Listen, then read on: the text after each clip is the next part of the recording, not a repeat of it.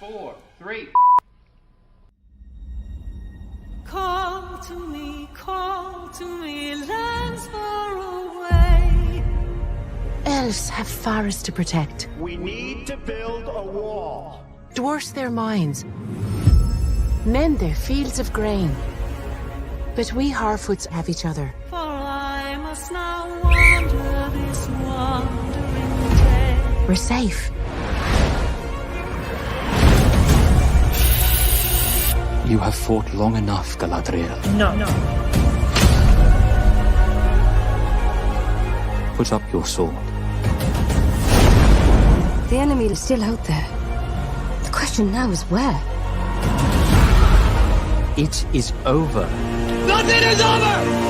Nothing! You were the chosen one! It was said that you would destroy the Sith, not join them! If you only knew the power of the dark side. Darkness will march over the face of the earth. It will be the end, not just of our people, but all peoples. Everyone! I am sorry, but their time has come. The past is with us all. The past is dead. We either move forward or we die with it. This could be the beginning of a new era.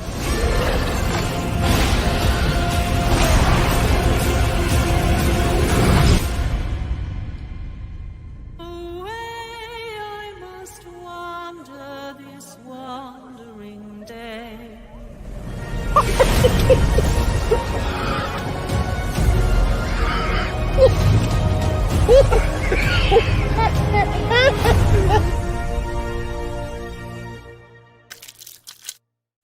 To him finally being lionized in the prime and his prime. Fuck. Do it! Shit. Just do it!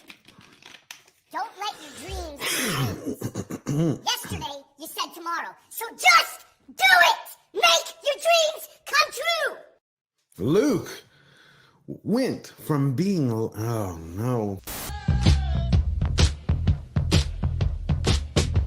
Welcome, Slayer Nation. I have some great news for you today. I hope you're all doing great. Nope, that didn't work. One more. You have failed me for the last time. Welcome, Slayer Nation. I hope. If you're tired of starting over, stop giving up. That is eating away at what you love in order for it to shine. And one man's vision is... Sometimes you don't have to make things better for them to be great again. You merely have to Okay. Hollywood continues to slow boil the culture and crazy. Well, right now, Spider-Man actor Andrew Garfield has stepped up and he's fighting motherfucker.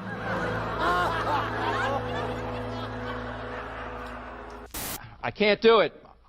Okay. We'll do it live. Okay. We'll do it live. Fuck it. And unbearded dwarves, but Prime didn't stop there. They stapled in intersectionality, individuality, biddiga-dig-bee, biddiga-dig-bo.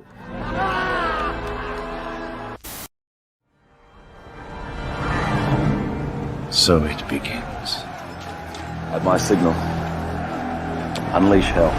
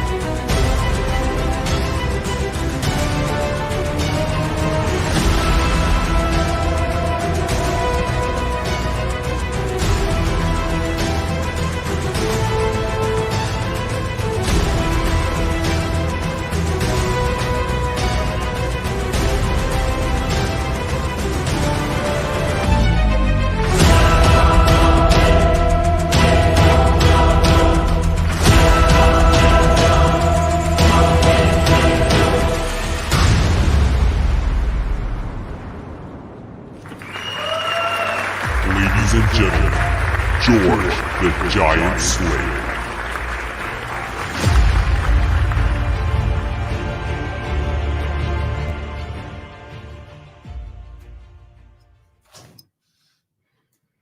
What's going on, everybody? We're back, and we are live from the great state of Texas, where our stakes are as big as our opinions, but not everybody can swallow them because they can't handle the truth. Just don't like ribeyes. So good to see you. I see Lord Thoth is here, Meryl L. You know, this was an interesting week. It was both amazing and crazy. So we're going to start with the amazing first. We held our very first members live stream. In one word, it was like, wow. We had a lot of fun. I got to meet all of members of our digital family. They came from the chat and they joined the live stream panel, meeting old friends like Olaf Van Ness and new ones like Donna and Brain Singh, Jeremiah and Jonah. I hope y'all all doing well today. Hail, man of war. And now this week for Hollywood and the rest of the world, we can just say that the chickens came home to roost, because get woke, go broke is no longer a catchphrase. It's a reality. So you had mainstream media. It was a slaughterhouse for them. You had Vice News and BuzzFeed. They bit the bullet. They're going down the drain. And Disney is following down the sinkhole. And then you had Sony's Madam Web, another box office flop. They're joining the Mouse House. See, because they thought that they would play with fire. But they forgot ever since they went woke, they've turned into paper. So are you ready? Welcome, Slayer Nation. Let's get our panel out here. We're going to start today. We're going to be talking about what's been going on lately, about is there creative integrity in Hollywood anymore? We got Rachel Ziegler, who won the People's Choice Award. Now get this, for Best Action Star of 2023. Of course, you're beating Tom Cruise, Denzel Washington in Equalizer 3, and Keanu Reeves in John Wick 4. So fasten your seatbelts, return your trays to their upright position, and secure the overhead bin. And give a big Slayer Nation welcome to the one and only, the incisive and bold, the queen of truth and insight, the one person who's going to ensure that there's going to be no cultural baggage left unchecked. Baggage claim. Hello. Thanks, How you George, for doing? having me back on. Absolutely, my friend. How you doing? Great. And after that intro, I feel even better. Thank you so much. Absolutely. Did you see that was nuts? Rachel Ziegler won. Beat Tom Cruise for Mission Impossible, Denzel Washington for Equalizer 3, and Keanu Reeves for John Wick 4. I'm like, okay, either there's like a rat in the house with a little bit of payola, or I don't know what. Yeah, they're just really trying to prop her up after the PR nightmare of her introduction, and they're going to try to save her as much as possible because there's such a big project lying on her shoulders, inept shoulders, might I add. And so I think these attempts, they're not really people's choice, right? The voting is not really the people. I think it's all meant to just manipulate people into thinking, look how hardworking she is. Look how much she deserves our accolades. You can't, you can fool people some of the time. You can't fool us all the time. So she's definitely gonna fall away to irrelevancy pretty quickly is my guess. I can't wait. So we're gonna start bringing out our guests.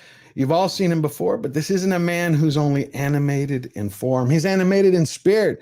He is the maestro of mockery, whose video reviews hand out verdicts with his razor sharp wit and insight. Welcome to the brilliant animated avatar of acumen, the little Platoon. Good evening. Thank you for having me back. Oh, always a pleasure. How you doing? I'm all right. I really enjoy not following award show coverage because it means whenever I come onto streams like this and I hear the latest complete nonsense, which sounds like it's from a world that I don't live in, it's entertaining. So she won that, I'm assuming, for Hunger Games, did she? Yes. Think about that. Hunger Games, the Ballad of Bad Writing and Boredom. Her action scenes were supposedly so good that they beat John Wick 4, where he had a literal, 16-minute one shot of shotgun blasting. I was like, okay, whatever. That was incredible. Yes. Yeah, I wasn't even the massive fan of John Wick 4, but I'm going to take a guess and say it's a better action film than the Hunger Games thing is. Like she doesn't scream action star to me, but she'll never beat Jennifer Lawrence as the first of all in that category. She can try, but unfortunately, she'll never meet that mark. No, but it's just sad what they're doing. And we have another guest with us. He's going to give us what he thinks about that. Now, this is a guy, he's been here before. He's kind of like a fusion between where magic and methodical analysis meets. He's kind of like the sorcerer supreme of Disney Intel. He gives us all the behind the scenes facts for the Mouse House instead of the fake news. Say hello to the amazing mind and wizardry of WDW Pro. Hello and happy day, folks. Happy to be back with George the Giant Slayer. And yes, more musings on mousy black magic on the way on my channel every day.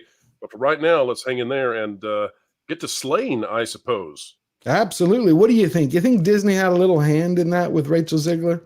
No, the award shows, those things aren't rigged at all. And of course, there's no money passing through hands behind the scenes. No. That wasn't a relevancy play at all. What are you thinking? You poor cynic, you. What am I going to do? Well, let's bring out our last guest, and he's an insider. And in this age of like cookie cutter television and all the Hollywood copy and paste message machine, he's actually a Renaissance man, an actor, a writer, and a director. Let's meet the sultan of the screenplay, the virtuoso of visual storytelling, director Tom Konkle. Wow. Thank you for having me on. Absolutely. My pleasure. I'm a big fan of WDW Pro. I listen to you for business stuff all the time, and I actually have to laugh because often you're talking about friends of mine or people that I know, and I'm like, yeah, you're pretty accurate. And we're friends with them as well. We'll just buddy up to everybody, even when they're on the wrong side of things. Yeah, oh, absolutely. And I have to say, Little Platoon, you often are whispering in my ear as I'm writing a script or doing something, because I listen to your essays sometime, and I'm like, will he rip me apart if I do this? So it's very informative and very helpful, and I'm really grateful to be here and kind of talk about the lay of the land, because it's been such a seismic change going on in the last couple of years. It has. Well, one of the things is when you see something, I mean, a lot of people are going to think it's, irrelevant, People's Choice Awards, but it leads me to wonder. No, I know it is, but I'm talking about the behind the scenes machinations. Is it just another symptom of the lack of integrity, creative integrity in Hollywood, or is this just the same old game? To be honest with you, I can give you some real world insight on it. I used to do film festivals quite a bit. And the problem when you throw an award show in particular out to the general public, what I've heard people say, and this is a fascinating phenomenon, when you go, hey, the jury prize or the audience prize, they go, oh, I voted for the one I want to win. And I say, well, did you see my film or any of the others? No, I didn't see any of the others, but this one should win. And that phenomenon happens all the time with like People's Choice Awards. None of them saw John Wick 4. None of them saw Mission Impossible. These are 14-year-old girls and executives at companies that went, we want her to win. It's good for her optics.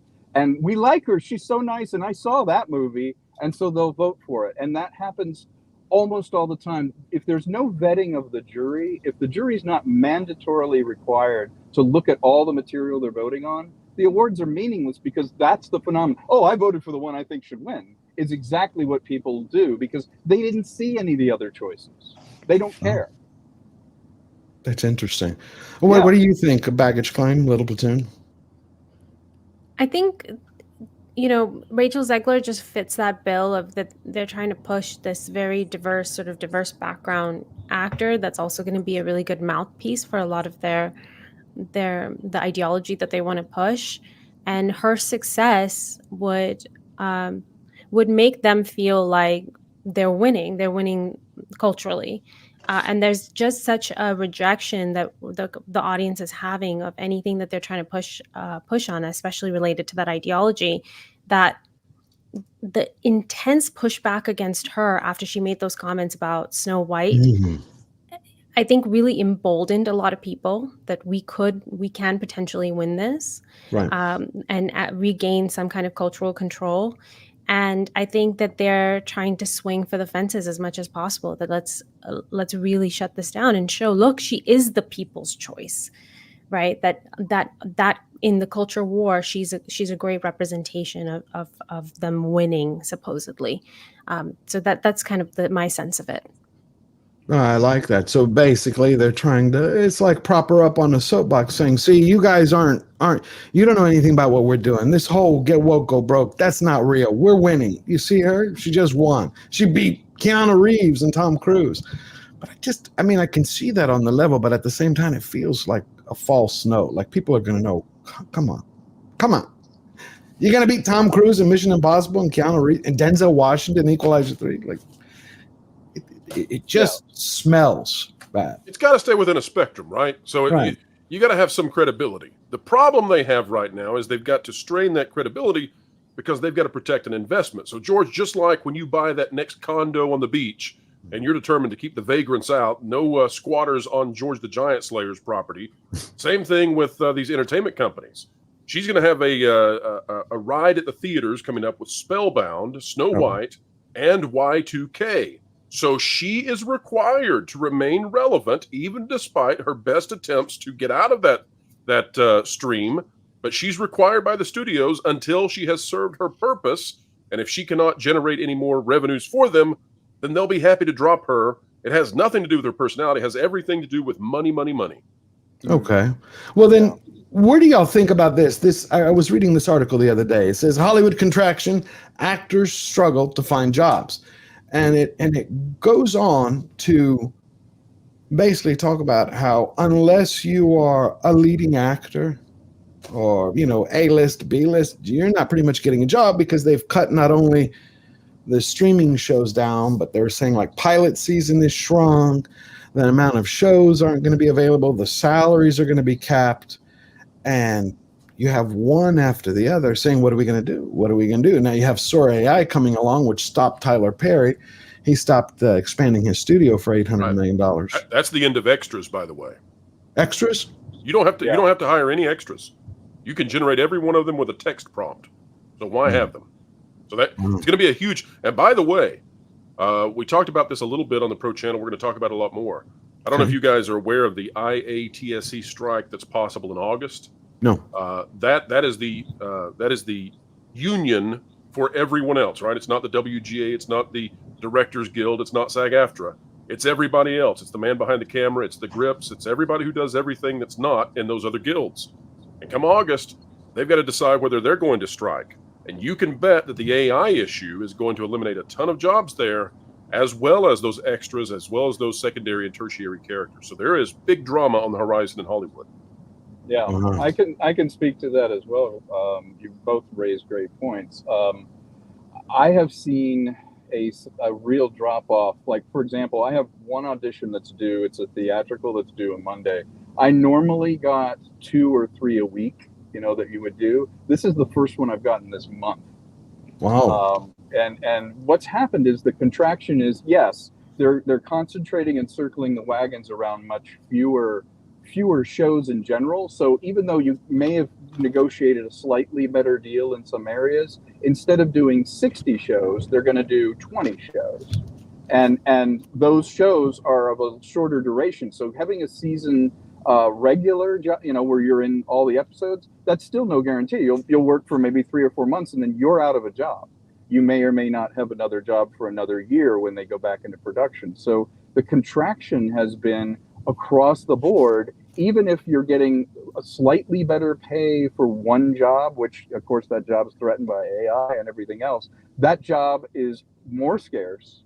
There is less risk taking in general. You're not going to do as many pilots because where are you going to put them? But the bottom line is the work itself, when someone does get it, they're going to hang on to it in a death grip because there's no idea. This is one of the few jobs where no matter how good you are at your job is looking for your next job.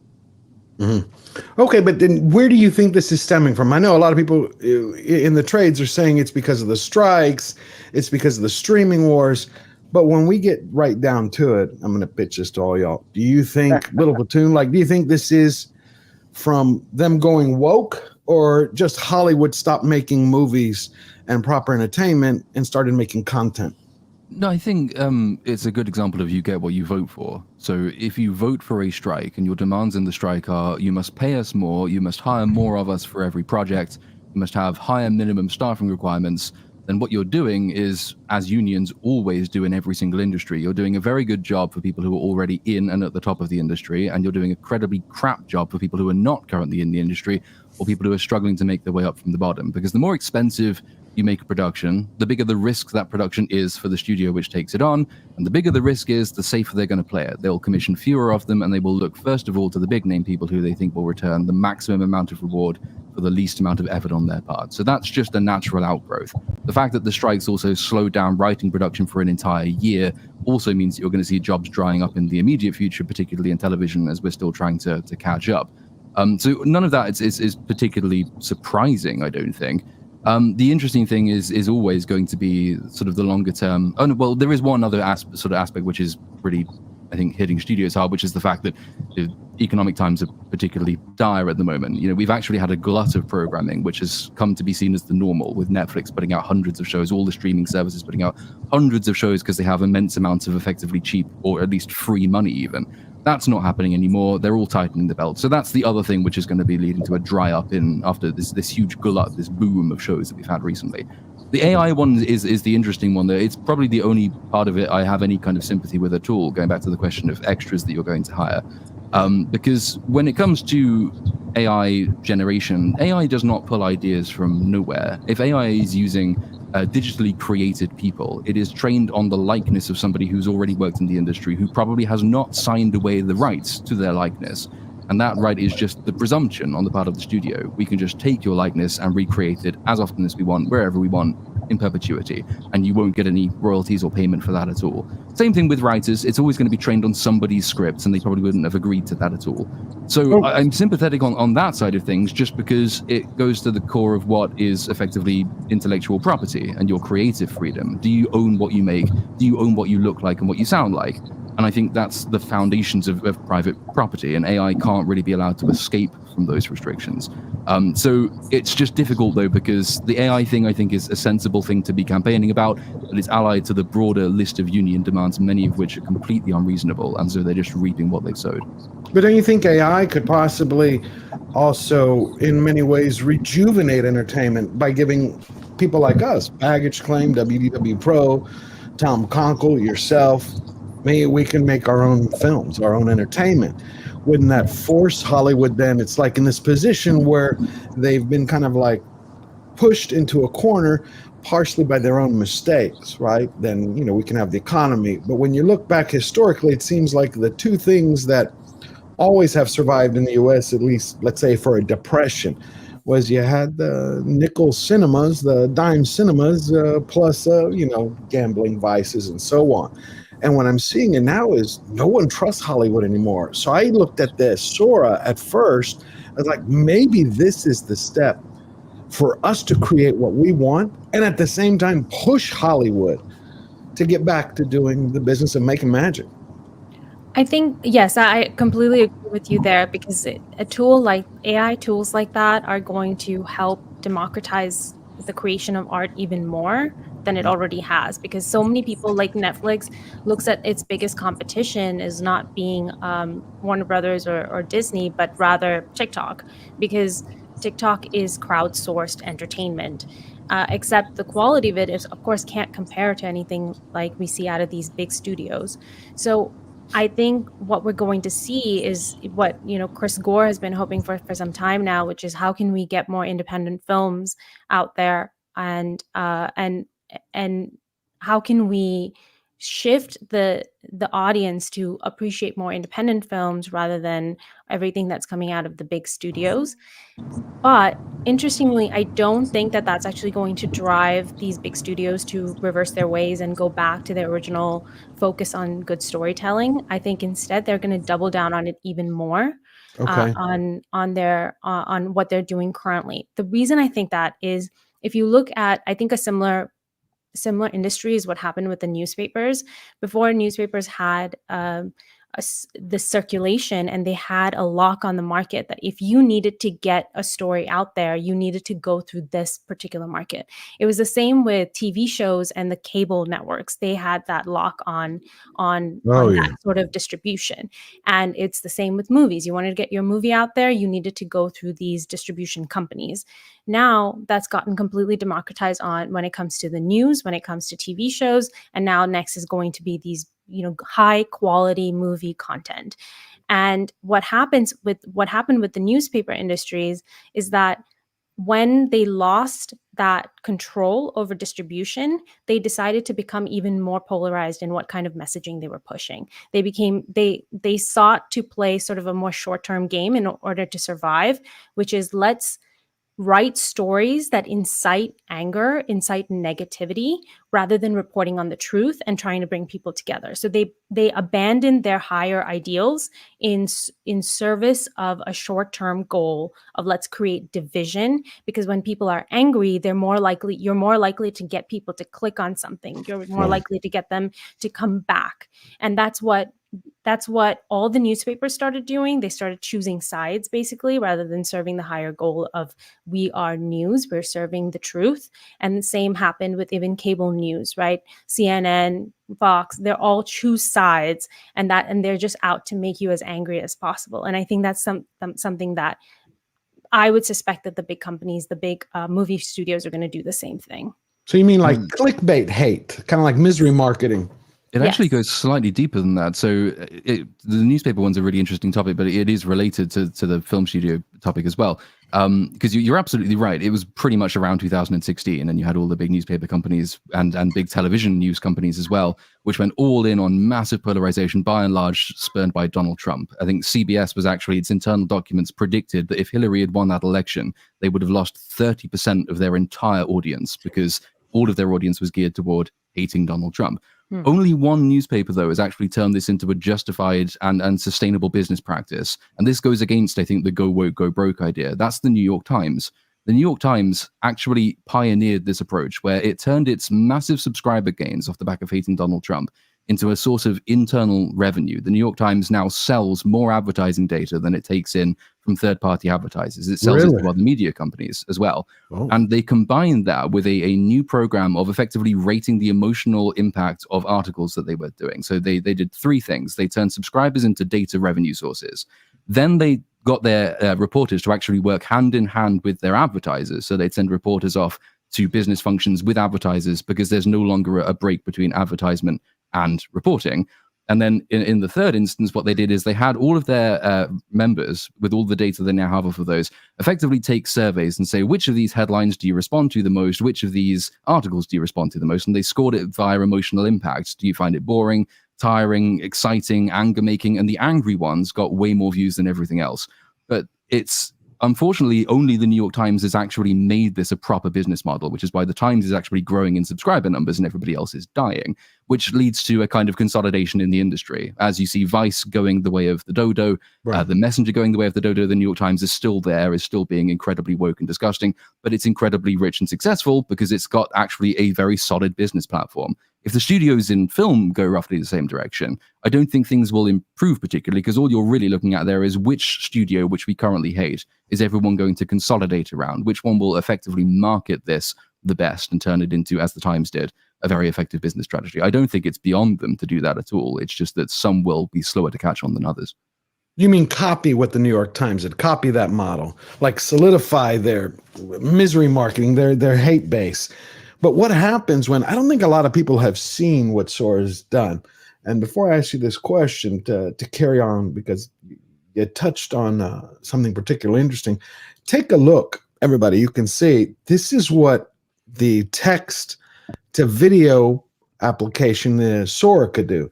And this is just the beginning. So someone would type in, hey, I want to see this. Two people go through a street in Japan, and boom, there you go. But did you see the announcement they put out alongside it when they said that before we release this to the general public, we're working very closely with what I think they call them, is it not red line, is red, red readers, red line, it's red something or other. Effectively, that they are combining with sensitivity readers. Before we release this to the general public, we need to combine with them so we can effectively preempt misinformation, disinformation, lies, hatred, and all the rest of that. So this incredible, I think Baggage Claim, you said it's the ability to democratize filmmaking and media, which is true. It's just that they're unfortunately working already with the people who've ruined Hollywood, and they will do everything they can to stop it actually becoming a very democratic tool, which it really could be.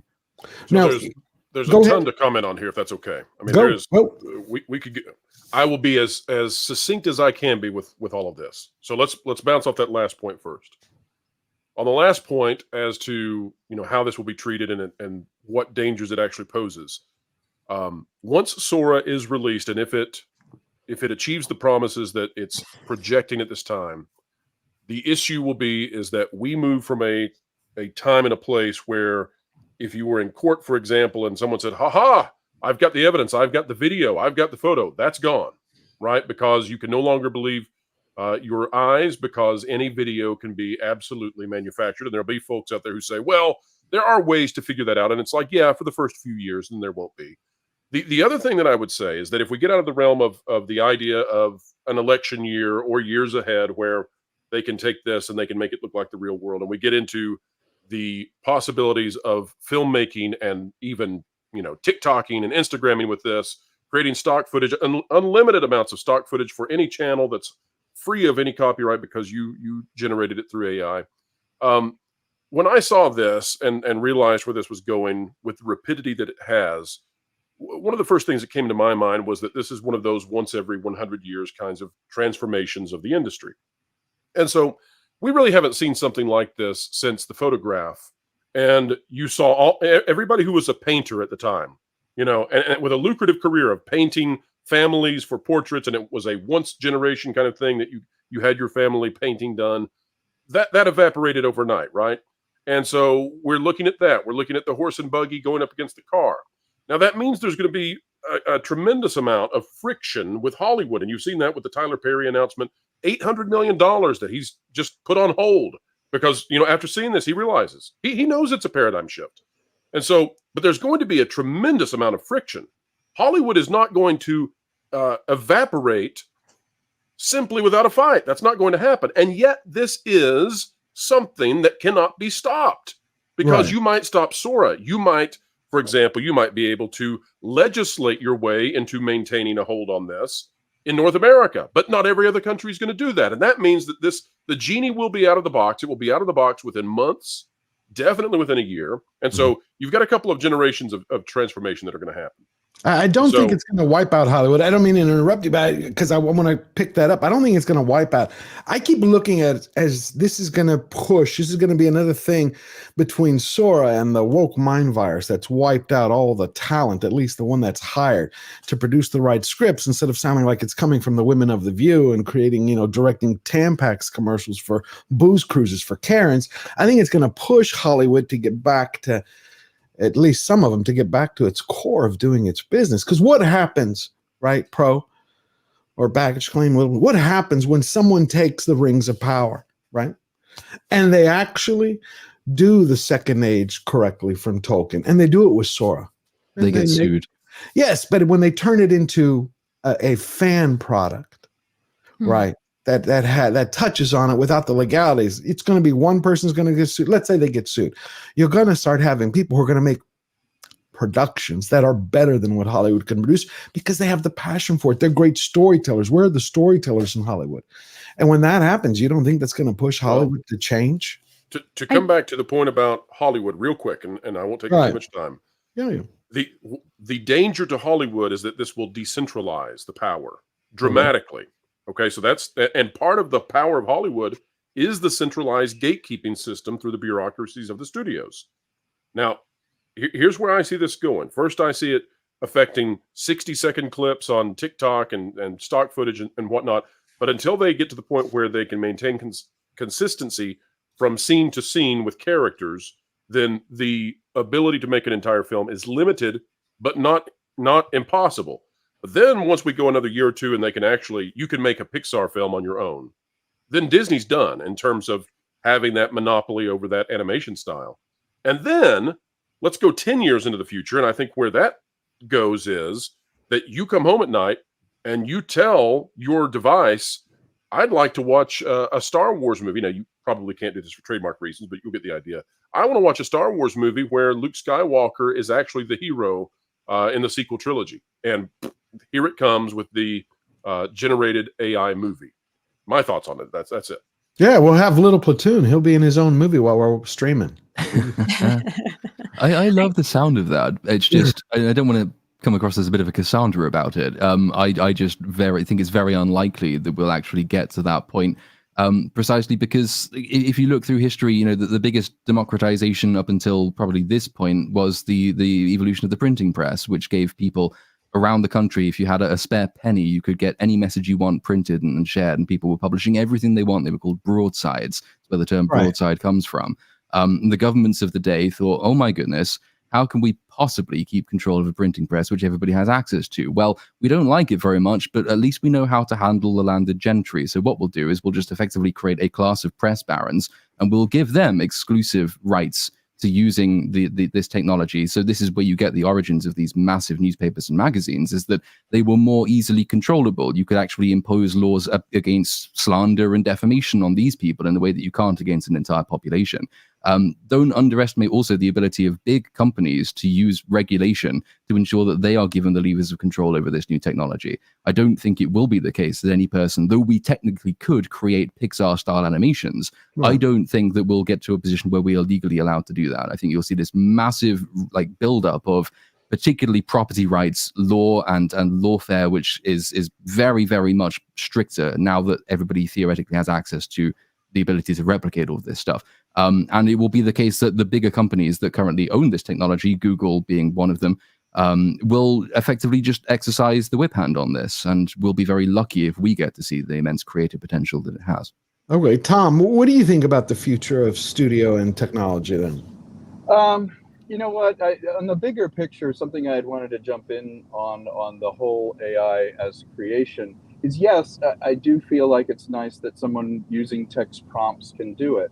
But I feel like the problem with AI, big picture, is it robs us of the joy of creation. And frees us up for the mundane, which is exactly what machines and things are not supposed to do. Now, 27 years of discipline, learning how to shoot something, how to direct it, how to light, how to edit, how to do all of that, is eliminated inefficiencies, that are done by the machine, which frees me up to mow my lawn, which is the least, sort of mundane thing you can do, when you should be freed from the mundane to pursue the creative. This is an upside down sort of paradigm with it. And I've got an autonomous mower actually that I'd like to sell you right now. And well, there you go. I will say one thing. I see the positive in this. I understand exactly what you're saying, but Natalie Portman complained about in one aspect what we're talking about in one way. It's a stretch, but I think what this is going to do is this new age. We're in I think the beginning of the golden age of alternative entertainment. YouTubers. I don't consider TikTok this anyway. I don't like TikTok. It's trash. So I look at, we're on the cusp of being not only to deliver more, to create more, to be real storytellers, or whatever your personal passion is. So let's say Hollywood embraces this and locks it down, kind of like what Little Platoon was saying, like they're going to do exactly what they did the broadsheets. They're going to make these paper barons. Cool, no problem. And AI takes off. They bring back John Wayne and Marilyn Monroe. She's now in the Matrix, and you got all this crazy. We are still going to be able to. People will always want to come back to human beings. We're always going to have a market. And I always look at the vinyl record market. I talked about that 3 weeks ago. But if you look at it, look at what Natalie Portman said this last few days ago. She goes on, and she was complaining. She goes on to explain that her kids, it goes, the striking thing that's been about the decline of work and films has been a decline of film as a primary form of entertainment. It feels much more niche now, Portman said. If you ask somebody my kid's age about movie stars, they don't know anyone compared to YouTube stars or whatever. I mean, she goes on through the article saying that she didn't realize exactly what she was pointing out, the fact that there aren't really any movie stars. Well, we have a handful left because studios stopped doing that. The online culture robbed that in many ways. And the studio stopped controlling them. So I think there's going to be I'll cut it short. I think there's going to be a point for us to be able to reach more people. As AI grows, either we can use it to make movies, or we can use it to help make our stories better or videos better, while they get caught up in the process. And yes, and to add to that, I think, I know go ahead. it can. Oh, sorry. I know it can sound like TikTok is trash, and I will say this: I got off of TikTok 4 or 5 months ago because of how it was impacting me. It does feel like too much of short content consumption can be pretty bad for the brain. Oh, but yes. one of the Dopamine things, manipulation.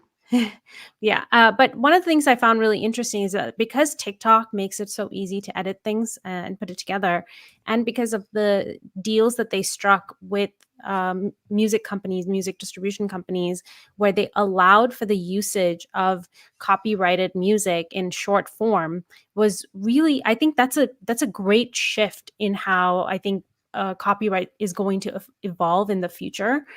Because before TikTok, you couldn't do that. You couldn't use Copyrighted. music for your own content and then make money off of it. And I think that that ability to use music, and then as well as ability to edit stuff together with tools that you just had, like a kid has in his on his computer today, allows for a whole new type of creativity that has been very limited. And then add to that now the ability to AI generate various shots. And I think it actually elevates the access that artists have to tools, whereas otherwise they would be limited by budget or teams or people. Instead, in their bedroom, they can sit and make a great movie, whether it's a great TV show or movie. I see this actually as the next evolution. And part of that will also be the way we treat copyrights of other things as well, whether it's a Harry Potter book series, that there will be an evolution of how you can tap into a copyrighted material and use that for your project, but also do rev share on that front, something like that. I don't know what it's going to look like, but I actually see this as being pretty positive. My problem, I hear what you're saying about TikTok. My problem with TikTok is especially the focus on children. Now, I know that's parents' responsibility, but we all know the CCP's behind it. I researched a study when I was doing that, a video essay on it, and they target specifically 9 to 12-year-olds, and they would focus content. Like if someone would write up there, I'm confused, I don't know what's going on. All of a sudden they start getting, Donnie Darko. They start getting clips from movies. They're like, what you should do. And I'm like, right. And so reinforces that. Look, I'm a big proponent that children shouldn't have smartphones until they're at least 16. Amen. I'm a big proponent of that. I agree 100%. I think it's bad for the brain, bad for their development. Yeah, absolutely. That's what however much that's possible. I think I'm the last generation that actually grew up without a phone, so I saw my childhood be completely phone free, but then suddenly transitioned into that after the smartphone was released while I was in college, but I didn't get my first smartphone until I was after college. So I've seen both sides of it, where I have a phone addiction, but I also grew up without it. I would be a big proponent that you just don't hand your kids a smartphone for a long time. Anybody else? I'll tell you a funny story about that from today is that I had taken my family to the park today. And so during that time, I do answer texts, and there's a lot of stuff going on that I have to be cognizant of. At the same time, I try my best to take a tech sabbatical when I'm with the family going out and doing these things. And one of the things that I noticed today was I was noticing specifically that the children were engaged in play. And I guess what caught my attention was I looked over and I saw a dad who was pushing their child in the swing. And so good job, Dad. That's a good, important thing. But the dad in one hand was pushing the child, in the other hand he had the smartphone, and he was pushing the smartphone. And I began to look around the park. And what I realized was that like 70% of the adults here at this park are holding the little rectangular box. Doing the same damn thing.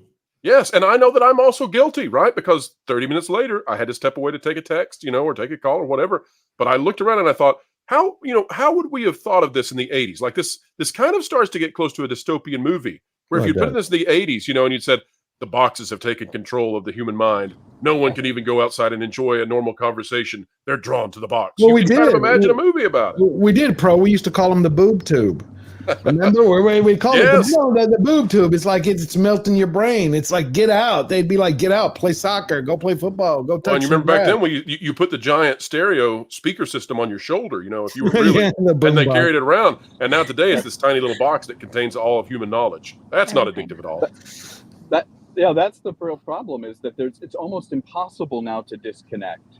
And disconnecting is so important to feed yourself and to feed your own creativity and your own peace. But now it's expected. If you go on a road trip, you're not unreachable. Hey, I can call you anytime, I can do anything. If you're playing with your kids, well, you can still send off that email you need to do. There's never a boundary or a barrier now. Technology has made all of our lives so accessible and so accountable 24/7 that without these kind of rigid barriers, finding tinker time where you can just sit and be left alone is so much harder. Because there's always background radiation telling you, oh, you know where, I really should be working on this, or I really should get on the computer and do that. And I don't think that's healthy. And something I wanted to say, I didn't want to interrupt before, I do like your points about the optimistic approach to AI, but as the old man yelling at clouds, which is me, the problem with AI is I love being surprised by things that as you're creating. A prompt-based AI system gives you, by its nature, it's self-selecting. It's giving you what you're asking for. But remember, that thing that you liked that you asked for in AI, you didn't know you liked it before you ever saw it. If you saw a movie that I made that surprised you, that didn't come from a prompt where you go, give me exactly what I want. I made you grow, or I surprised you. Hey, I didn't know I liked that. AI, as it currently stands in the prompting mode, or even as it's going off of other information, AI is just giving you a narcissistic hit of exactly what you're asking for. Give me a movie starring this person and this person doing that. You're going to get it, but it's not going to ever surprise you. Do you think it's cutting? I was not thinking of it that way. I wasn't thinking that I, as a person, go onto AI and say, "Give me a movie exactly this." I didn't think about that, but that's actually very interesting. That I'm sure that would be a huge use case. What I was thinking actually that you as a filmmaker would use the AI tools to create something really unique based on your experience, your power as a storyteller and as a creative artist, and then I get to ingest that off of whether it's YouTube or whatever future YouTube looks like, and that you would surprise me using the tools of AI with creating something magnificent that you might not have access to because of restrictions around cash distribution, all of that in the past. So do you think? Sorry, Tom. I wanted to ask you. So what you're saying, if I'm understanding, is that it kind of shortcuts the journey, like the experience of like discovery. Is that what I'm hearing from you? AI, Tom? Yes, and more importantly, I was thinking about what you were saying.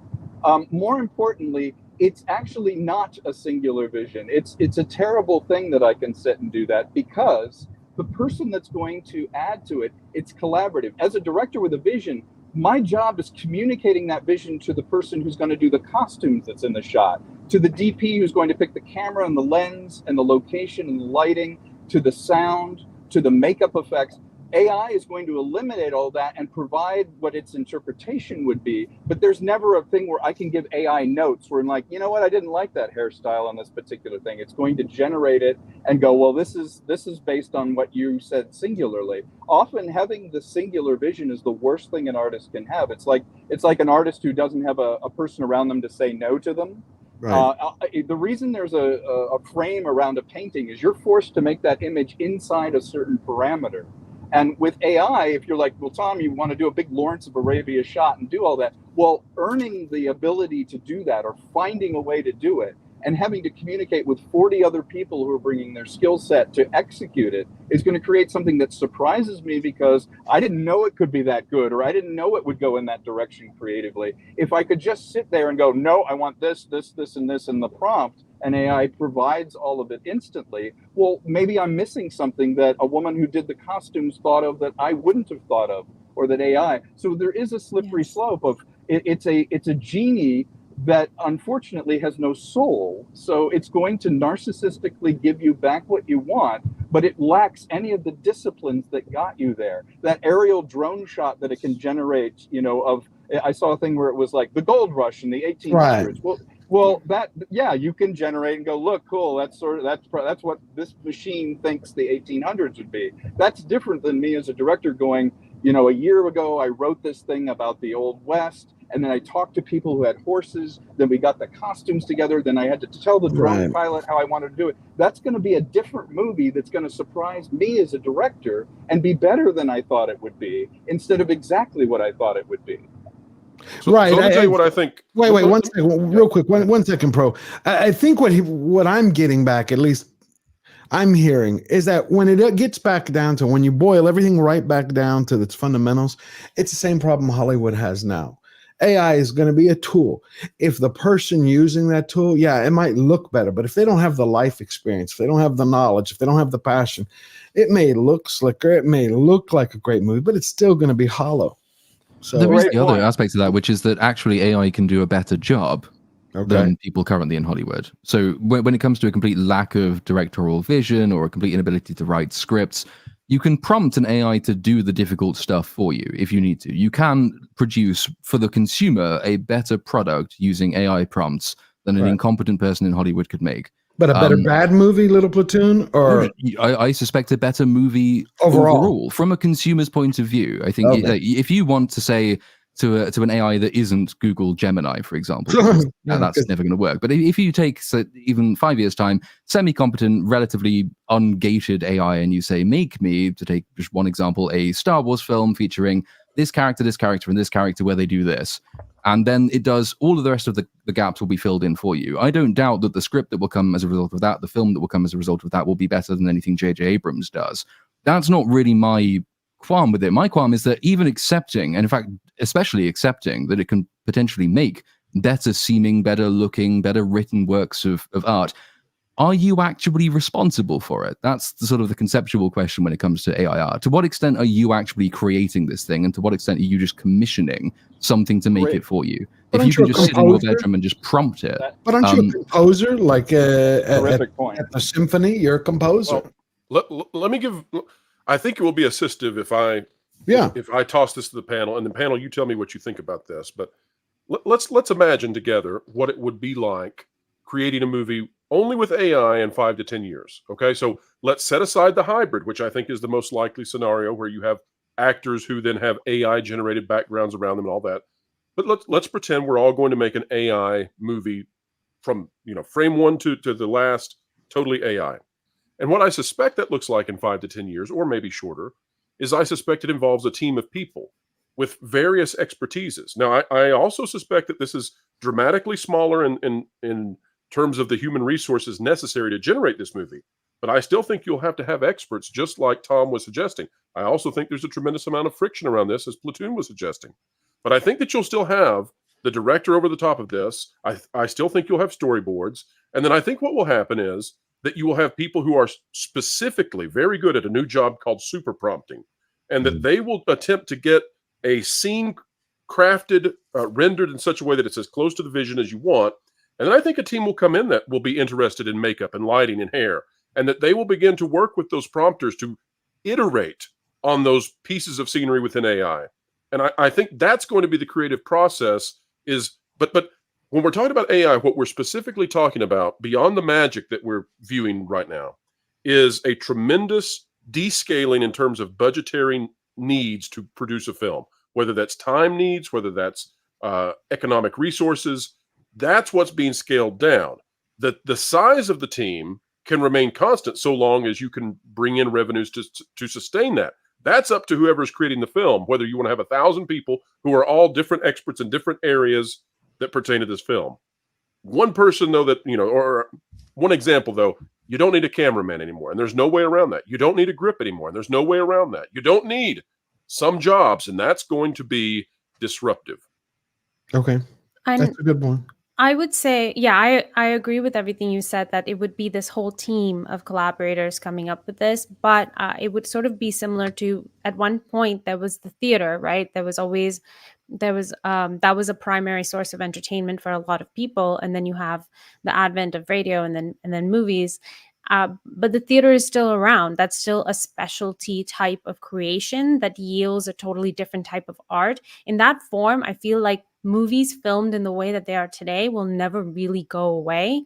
And it'll become a sort of a niche specialty product that people will still continue to ingest, and that it'll continue to have influences laterally, just like the theater does today. Yes, I see at a premium. Great point. But I do see at the same time, going back to get woke, go broke, the Metropolitan Theater this year. Right? It had to, for the third year in a row, dip into its endowment. The first year they blamed it on the pandemic. Right? The second year they tried to blame it again, and now for the third year in a row they have to take another $40 million out of their original endowment. I think it was like $255 million, because the product that they keep creating is woke. The writers that are rewriting traditional plays, musicals, operas no longer appeal to the masses, and no one's buying tickets. So I think, I have a feeling, I could be completely wrong, that AI is going to nudge people. It's going to nudge some studios to getting back to business, because they're going to use it in a way that helps them to create escapism again, fantasy again, a good time. At the same time, I think others are going to just use it as a tool that is going to continue the process that they've been going down. Like you have Madam Web, right? I think AI is just a tool that has a lot of advantages to it. I view it a little bit more optimistically from a YouTuber's perspective, how we can create and build movies to give the audience, fill the gap that Hollywood has lost, the fill that hole, because nature pours a vacuum. But you'd still need, for that to happen, you would still need an open source, generally accessible AI model, which is open to people, which is not gated, and which is not being bound by the company that created it to prohibit you from creating those great works of art which could restore integrity to fiction. And at the moment, there aren't any of those. OpenAI has incredible gates on it. And Google Gemini is only the most recent example of that. These things are incredibly expensive to make, and they require an immense amount of money, time, and effort to produce. Server capacity has to be huge. And the only people who can do that at the moment are these massive companies, which are legally obliged, not just out of taste and not just out of political preference. They are legally obliged to have these gates and these biases programmed into it. Because a lot of what we see is really just the front-facing symptoms of what is actually an underlying legal question, which is the capture of legal institutions and the law by the quote-unquote woke people. There's a reason all of these various different companies have exactly the same prompts, biases, and gates in their AI systems. That's not because they want to necessarily, though lots of them do. They are actually legally required to do that. That's a provision of Title VII of the Civil Rights Act in the United States. They have to have these measures in place. Otherwise, they can be sued for not adequately addressing racial stereotype or all the rest of this stuff. So I don't like. I agree with you in that if you had a completely unbound AI, we have this immense potential. It could do an immense amount of stuff. I just don't see where that's going to come from at the moment. I got you. Well, and that point, I can see that. I can see that completely. Now, when it comes to I think Disney, because what you were mentioning, you were talking about Title VII. Disney's now having that problem from American First Legal because they're being sued for their DEI policies, i.e., racism. And Amazon is about to be next because they've pushed this DEIA. At some point, something is going to have to change there. How many flops can they have? I mean, Disney's had 5 flops in a row, I believe it is. 5 flops in a row. Amazon has had multiple series that have flopped. Again, they have the resources, but it's how long can you keep going? One, for giving people's egos and that humiliation, which for some egos is more important than anything. B, on a pocketbook. Because what Little Platoon brought up is, yes, a lot of these companies are being forced to do this, and a lot of them want to do it. But we just saw the recent product of Madam Web. Did anybody see Madam Web? I did. Yes. And baggage claim, thoughts? Oh, it was soulless. It was not particularly woke, I would say. There were some tiny elements of it, but it could be pretty easily ignored. The main character, female character, is not overly powered, but there isn't really a hero's journey that she's necessarily on. But it just felt, a lot of people wondered, did AI write this? Because the dialogue was pretty lousy, but I do feel like if AI had written it, maybe it would have been a little better. Yeah, I think ChatGPT would have done a better job. Yeah, I agree with you. I don't think it was woke in its primary structure, like in the form, but I think woke is so infected the foundation of studios that the behind the scenes, the mentality, the heart, the passion, the whatever, if it exists, the drive behind it, it infects everything. It's like a contagion. So you don't have the same talent, the writing pool, the staff. I mean, come on, you have a director, a first-time film director, right? They gave her this, and when they were talking to her, she knew nothing about this film action genre, the superheroes. And in one way, I've seen some of her work on television. It was magnificent. I'm like, why throw someone into that end of the pool when they don't feel ready, or they also aren't ready and have the right material and the right staff? Then you had Dakota Johnson running around, same Rachel Ziegler problem. Oh, I never watched the movie. No, don't know anything about the movie. Don't really George, watch would you let a podiatrist work on your heart? Of course not. Would you bring in a director who knows nothing about the source material and has never worked in that genre? Of course. Or would you think that somehow, some way, there needs to be a bit of research and study put in? When you're talking about this kind of investment, I put it on par, with when you're taking these kinds of significant surgeries. These corporations need to quit this idea of slapping together something based on a popular franchise and saying, you know what, if it matches the franchise, so be it. If not, it's okay. It'll sell just because of the franchise. Enough of that. Right. Well, if I may jump in real quick. Jump. Yeah, there's a lot to unpack. You made great points about the woke and broke thing. For me, the companies that pay us to make stuff they've fallen into a trap of they're making things for an audience they think they should have, or they think should be thinking a certain way, instead of the audience they have. And so the disconnect is always, no, this is good for you. You're going to take this. This is the audience we want. And so the feedback that they're getting when it doesn't do well, or it's a flop, is the feedback is, no, see, they didn't get how good this was. And so when you don't realize you've done something wrong, or you don't admit it, there's no course correction. There's no impetus to change. It's like, well, no, we're going to do it again and expect a different result, because they understand this is who they need to be as an audience. And I have tons of what you'd call non-woke stuff. Like Island in the Stars is an old school, old-fashioned adventure film that doesn't tick off any of those boxes because I wasn't interested in it.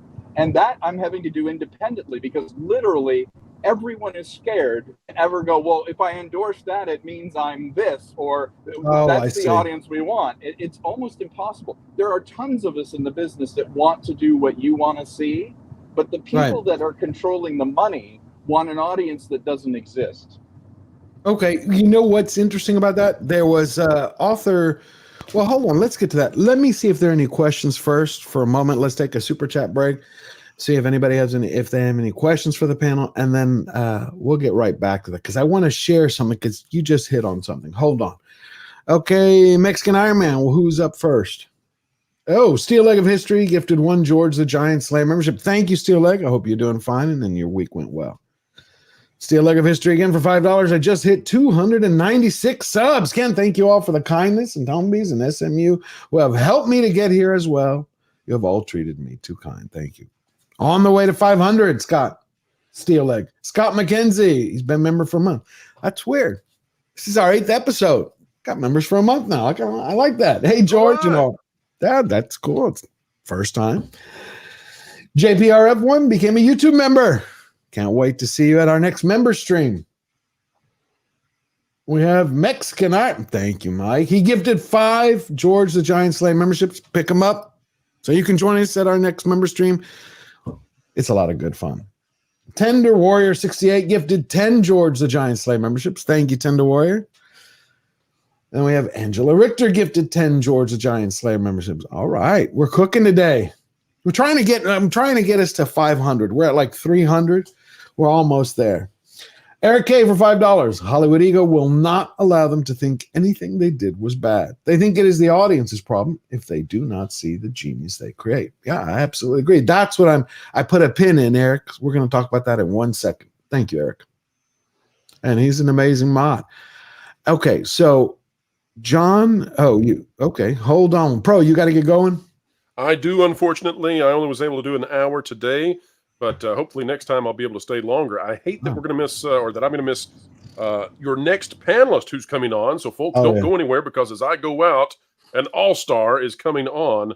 But I would be very interested, as I'll be lurking and listening, to hearing what your next panelist has to say about this artificial intelligence revolution on the way. Well, thank you, Pro, for coming on by. Tell everybody where they can find you, my good friend, and I can't wait to see you again and what you're doing this week. Well, folks, as always, go to thatparkplace.com for the latest news that should be fun. And here on YouTube, check out the WDW Pro channel. New content every day, 10:30, 3:30, and 7:30, mornings and evenings, p.m. Eastern Time. All right, George, keep slaying. Thank you, my friend. I'll see you next time. And now we're going to bring on the captain of the Imaginarium, Mr. Robert Meyer Burnett. Well, hello there. Baggage claim. It's good to see you twice in a week. Yeah, great to see you. And you're actually going to see me thrice in a week. You're going to see I'm me going to tonight. see you later today. I got my Spice and Guild shirt on, which I'm not going to wear to the bit. Spice Must Flow. I am deliriously excited. Me too. Deliriously we'll watch excited. the movie. I'm super excited. Chris nabbed 2 tickets for me because I was very slow to find them. So yeah, he got me one too. Yeah. He got me one too. Tom Konkle's here. Hello, Tom. How are you? Yeah, how are you? I'm jealous. Of course, you're getting to see Platoon's Dune. here. Are you going to see Dune? You're going to see Dune. We're all going. It's like a YouTube potpourri. It's a cornucopia of YouTubers. Take a little camera in your pocket and like. Oh, I think there's going to be many photos had. I want to see it, damn it. Okay. Wish you guys were all there with us. The sleepers must awaken. It's going to be a star-studded event. Oh, and then there's a movie. No, I can't wait.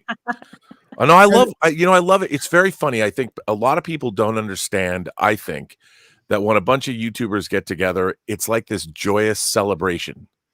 Like there's not rivalries and people don't hate each other. At least in my experience, they don't. Maybe I just don't know that they hate each other. But I've always had a good time. Like, George Gary's meetups in Vegas. Right. Those are incredible. Incredible. So. Well, I want you to, I'm glad you came at the perfect time. And we were talking about a little bit about AI, and then we're talking about a lot about AI. And we had started with like creative integrity in Hollywood and all the problems surrounding it, then going into woke.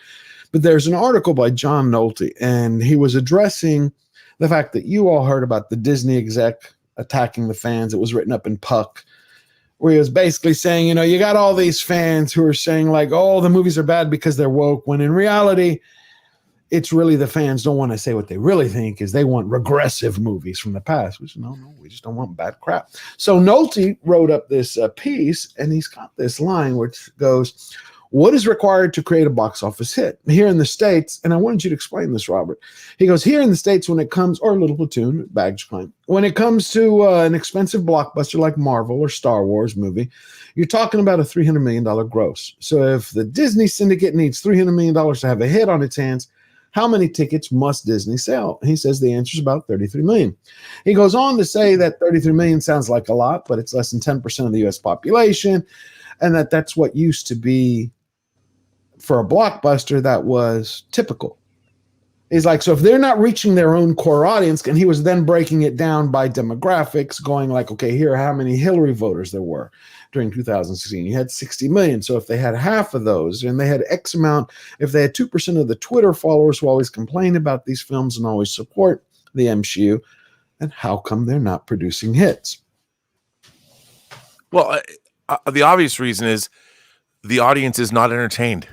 I mean, at the end of the day, The Marvels is like a sitcom. Right. If you watch that movie, it's almost like a television sitcom. The characters play like they're in a sitcom. You have the Flurkins eating people to save them, to internalize them. You have 2 characters that were brought over from TV shows into the feature film milieu that a lot of people didn't know.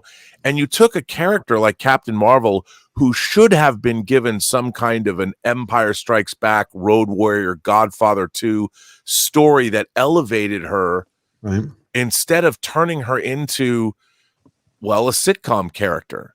That was the reason people don't go to movies is because they're not entertained. Period. Okay, so that's it. That is the only reason. If people don't love films, and I'll tell you something, satisfying entertainment is usually things that are agreed upon by people across political spectrums, across religious beliefs, right, across sexual preferences. When people watch Back to the Future is a wildly entertaining movie because no matter who you are or where you're from, you understand the protagonist, you understand the plot of that film, you understand the position that character is in, and it appeals to everybody because of a great story, the stories that transcend time, They work for everyone. And what's happened is there is this weird idea. Like if you look at some of the great stories that we keep retelling, the monomyth, the hero's journey, right? There are stories that have transcended centuries. That's why Shakespeare's stories, you can retell Hamlet or Romeo and Juliet or Macbeth. There's a reason why Kurosawa adapted Shakespeare for Throne of Blood and for Ron, because those stories transcend the time in which they're produced. Look, I'm not even religious, but I love the story of Job, the biblical story of Job. Great story. I love Ben-Hur. Come on, you have Ben-Hur, all those old films. But the story of Job, anybody can understand somebody who is having these travails, and people get all that. And what's happened is now the truth, I always say that the greatest fiction is the most truthful. Yes. That's one of my favorite sayings. And we have forgotten that there's this weird idea that's been injected into our culture. First of all, people are not all equal. People are all different. They're all different kinds of people. Just like I always like to say, I would love to have been LeBron James. I would love to have been. And I can't ever be LeBron James. I could practice basketball from the time I get up in the morning to the time I go to bed. I'm never going to be LeBron James. I'm never going to be as good as LeBron James. And you know what? That's okay. But it is, because you have your gifts, Robert. See, that's the problem with the whole DEI and the woke thing. When they say we want diversity, I'm like, I want diversity of thought. I want diversity of creativity. I want diversity of talent. I want diversity of skill. You don't base things on, look at the last movies, right? Oh, Tom, were you saying something? I was just going to say, go ahead. That's a great point, because, and hello to Rob, I'm usually aligned with you, and I am in this case. Usually the diversity of ideas has to happen, though, in an environment where I feel the reason that you don't get a lot of good films now is because the thing that made them good to begin with is you had a core of people who cared about it and wanted to make it good. For example, and it's a natural progression, the longer it's successful, the more they start bringing in people that didn't have anything to do with it or thought it would be fun to try it, and they spend more and more money to keep you interested. So at the end of a run of creativity, 10 years on, you're spending triple what you did on the original idea made by somebody who really cared about it, like Iron Man. You had Jon Favreau and Robert Downey Jr. going, let's make a really good movie. It's scrappy. Nobody cares about it right now. Nobody knows that it's going to be good. Let's make it really good. Flash forward to something like the Marvels. Now you've brought in a director who maybe doesn't really like comic books, but we need to spend triple the money because it also has to be a big thing. So everything is working against it being good, because not only are the risk taking is gone because you're spending so much money, but the core people making it. And I've been on the set with people who not one person there cared about what they were making, because at that point it's a widget. It's now a thing that you do. It's like, we're making Candyman 5 here. The guy who wrote Candyman isn't here. The people who thought of it aren't doing it, but we need to make another one, and it needs to be bigger. And the problem is that fills a finite number of slots that I have as a filmmaker to bring in an original idea. You've got 5 big Marvel movies coming out. So Tom, with his little new idea coming in to do it, is riskier at $10 million than going, we're going to do a 5th Marvel's movie for $350 million and watch it crash and burn. At least we know that property, and we know that we can bring in people that liked, that kind of liked the idea of it, but really don't know that much about it. That's why things die. Would you be surprised, Tom, or Little Platoon? Anyone, take this. Look at the top 10 that Nielsen released of TV series for Netflix, right? Not one new series. No. Yeah. Everything. We're talking Bluey, Grey's Anatomy, Big Bang Theory. We're talking about stuff over the last, 20, 25 years. Supernatural. There's nothing new that they produced. Well, because there's no slot for us to do anything new. I try and pitch stuff new all the time, and literally they'll go, that's great. Your script is great. We own the Little Rascals. Do you have anything on that? And that will be how. There's something that's woke. Yeah, exactly. Not. But the point is where is the heart? Everybody's going to the past to get their fulfillment. Well, and I sometimes wonder, are like the AI. people that brain dead in Hollywood? Do they not see just numbers? Like even a straight businessman. Rob. We had this conversation last Thursday when I called you up. I was like, what do they not get? Here are the numbers. It loses money. This lost money. This lost money. This lost. Okay, where's the problem? But you have to understand what's really strange. That the people that are working in Hollywood now, the people that actually make the decisions in the boardrooms and all that, they really don't know. Yeah. Because you have people that are the corporate world is like, okay, somebody was working in marketing at Pepsi. Right. So let's bring them over here. We're going to hire them. They have a great marketing pedigree. They work for these Fortune 500 companies. What do they know about storytelling? It does not matter. From a corporate standpoint, the corporations have a spreadsheet or what they think is desirable for people who work with them. And that is true depending on whether it's a real estate corporation, if it's big pharma, if it's Pepsi-Cola. Storytelling, the specificity of making movies and entertainment for people, the things that you need to know they don't appear on corporate spreadsheets. Right. Corporations know nothing about storytelling. It doesn't even show up they don't even ask that question. And it's always been that way because and as entertainment used to be not owned by as many corporations as it is now. So you actually have companies that aren't even designed to understand storytelling. And all they do is they go to analytics, which is predictive analytics. Right. And those analytics are not specified for movies. I mean, you can look at the movies that and here's the way they'll think about it. They'll look at the 10 top grossing films, Right. and the things that they're looking at, the things that they'll try and quantify is, okay, we need this person, we need this many effects, we need this many explosions. None of that has anything to do with the actual underlying methodology of how a story works. But when you're not hitting your own numbers, meaning your own targeted group, forget the blame that they're trying to put on regular fans and customers, like they're bigots, they're racist. When they're not hitting their own demo, that should be a wake-up call. Instead, you get Amazon. You know, they launched their new DEIA. I didn't even know that. I did the DEI on my videos for Rings of Power, but I didn't know about the A until I saw Chris Gore's video, right? The A part. But who did they hire to head that up? A lady from Caterpillar. What does she know about films or television? Well, first of all, we live in the most diverse country in the world. We do. We live in a country that is a melting pot. We do. There's no other country in the world that has the diversity of population that we have, and yet people think we live in some racist dystopian hellhole, which is the most ridiculous thing in the world. We are the least racist country on earth, and yet we have been, since 2013, 2014, sold this bill of goods. There is nobody preventing anybody from working in Hollywood.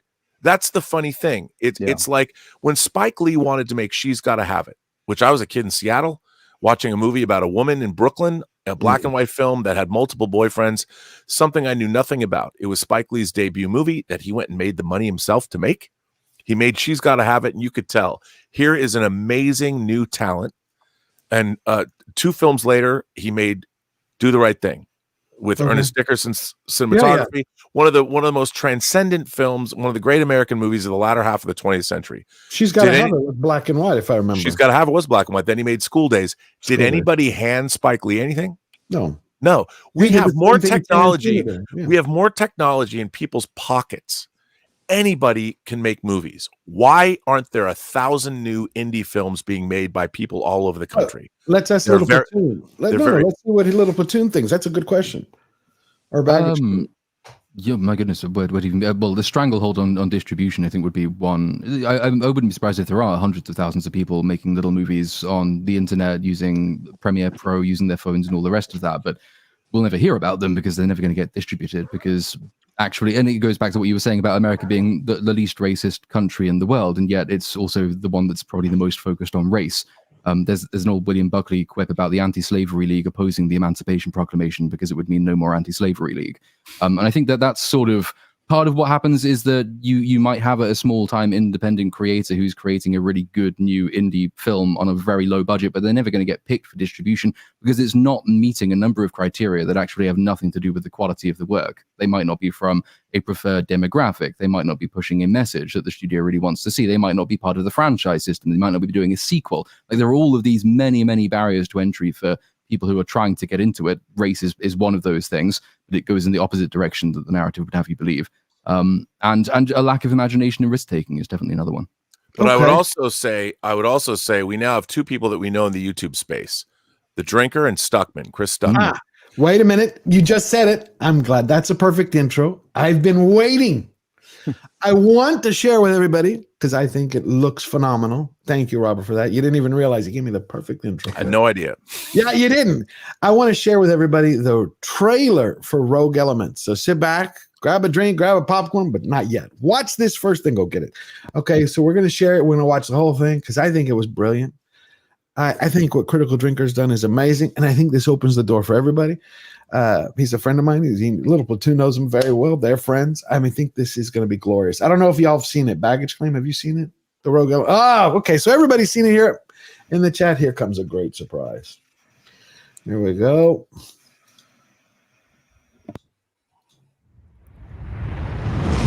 Bravo, I found a target. I count 5 guys inside that room. Hold on, Alpha. Let me check the schematics and see if there's another entry point. No time for that. Going loud.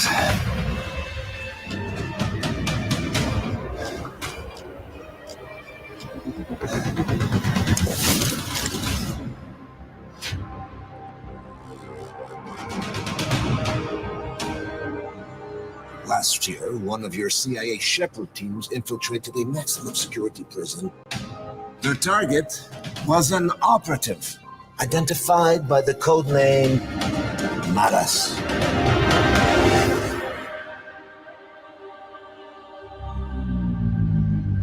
All I want to know is the name of the man who led this mission. I guess we're in for a long night.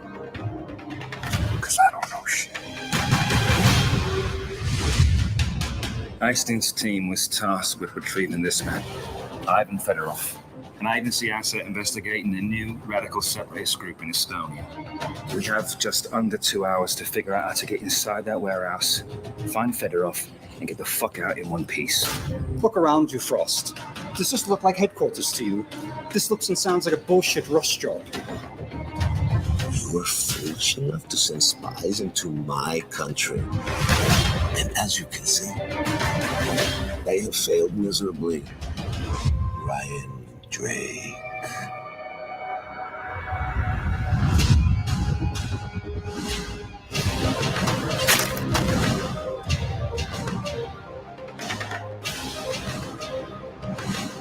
Better hope this isn't a trap. Because if those assholes don't kill you, I will. The only people dying today are those fuckers. All of them.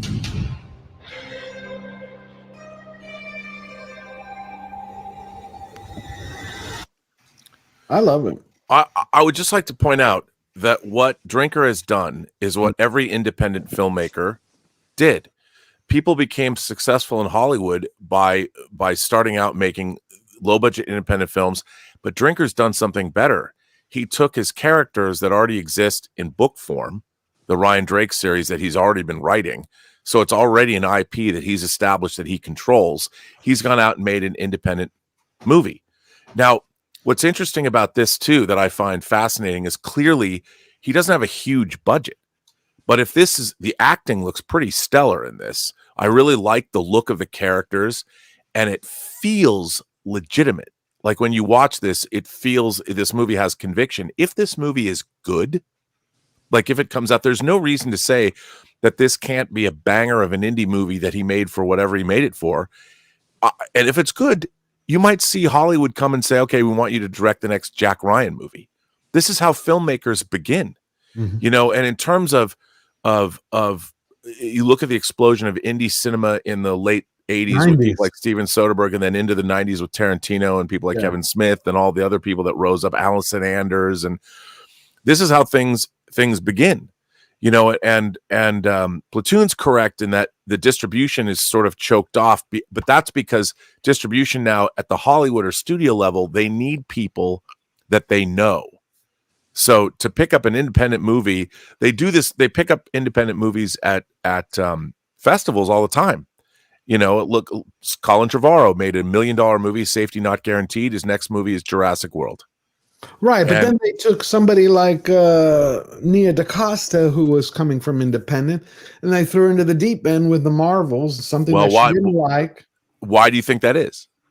You know, their thought is, what I okay, want to say is DEI and all of that. it's DEI, and they have to get a female director rather than get somebody who's passionate about making a Captain Marvel movie. You know, and there probably was one. I mean, what's amazing to me is that the studio decided to make that kind of a movie, that they wanted to turn it into a girl power sitcom. But why hire somebody who hates Captain America? Well, it's making a Marvel movie. I mean, look at the choices that. Hold I on. mean, I think Baggage Claim wants to add to it. 1 second. Oh, sorry. I think that is a symptom of something that they've been telling women for some time now, which is that men run the world. Men have run the world by imposing their will and power over situations, and have kept women out of the room on purpose to keep women down. So it's created this belief system amongst a lot of women that the only reason that men have made movies or done anything of what they call from positions of privilege is because they've gotten there unfairly. And that's an absolute falsehood. It's too much to get into right now, but the reality is that people who have been making movies, and specifically good movies, they've done it by taking on this approach of building on the behemoths that have come before them. If you go to a school, if you go to 100%. a film school, or even if you're self-taught, if you come at your subject with that belief that I'm going to look at what people have created before me, I'm going to learn lessons from them, and I'm going to build on top of that. It's always you're trying to be a better version, but you're still standing on the heads of the people that have come before. But if you tell a whole subset of new talent coming into the pool, and you say, there's no such thing as people earning their position. There's no such thing. It's just privilege. It's just the color. Privilege. It's just the color of their skin. It's just the nature of their sex. That's it. That means you're telling these people that you don't need to work on your craft. Instead, you're telling them you're perfect the way you are. You already have everything, every possible skill set. You already have it within you.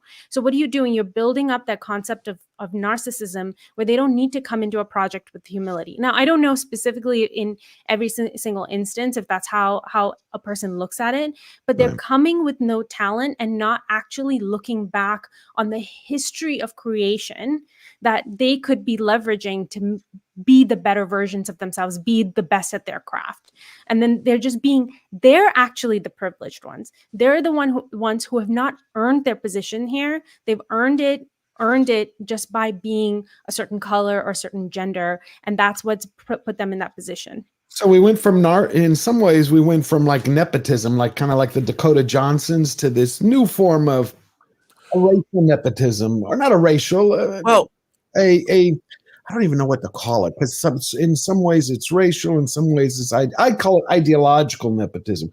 You believe the way we believe. We want to put a good face on it. It's a fast forward thing, right? So it's not just because I have not seen Nia DaCosta's indie stuff. Maybe some of that's good. I'm willing to believe that it is. Same thing with Greta Gerwig. I have seen some of her indie stuff, and some of her indie stuff is quite good. Yeah. Okay. But if you want to fast track a more diverse female director or writer into mainline cinema these days, what are you going to do? Are you going to take the risk and say, well, this is a new independent creator, let's also let them create a brand new IP and take a massive risk on a new potential franchise which might never come off?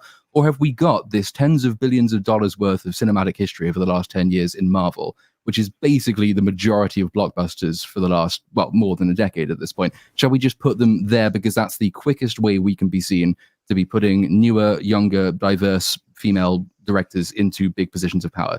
And so they're being placed into positions which are not necessarily the best fit for them anyway, because I don't doubt that if you'd given Nia DaCosta a project she was actually excited about, she'd have done a much better job. It's hard to do a worse job than the Marvels. But they wouldn't do that because that's a huge risk, and they'd also be seen to be effectively still excluding. Someone would make the argument, well, you're still excluding them from the biggest cinematic blockbusters there are because you're not putting them straight into Marvel. So put them into Marvel. They put them into Marvel. It doesn't go well. There's no fit there. But that was the mentality. It's just the quickest way to do a job which has nothing to do with artistic creation and all to do with how the company represents itself. Right, And but we keep talking about here that they don't want to take risks, Platoon, but then they take a risk with someone who doesn't like the project that they're going to work on. Like, but they think at the studio level that the studio can somehow control what's happening. Now, here's the funny thing about that: the people of the studios aren't movie makers. They've never made films. And if you saw like what happened to the Suicide, to not James Gunn's The Suicide Squad, but to David Ayer's Suicide Squad, the first movie, the studio, because of what Zack Snyder was doing, they second guessed what David Ayer was doing on Suicide Squad. So they basically replaced him. They had a trailer company edit that movie. Okay. And so you have people at the level, at the top level, are second guessing themselves. They don't know the difference. Wow. And it's really, here's the funny thing, that it's not like there's a bunch of people at Hollywood knocking on the doors trying to get in. Because if you think about the demographic breakdown of America, like 13% of America is black. Of that 13%, how many people want to go to Hollywood? How many people are crazy enough to try and spend their lives trying to go make movies? Not many. Right. The Asian population of America is even much smaller than that. The Hispanic population is as well. So of those smaller demographic populations, and there's this thought that somehow, oh, Hollywood's keeping all these people out.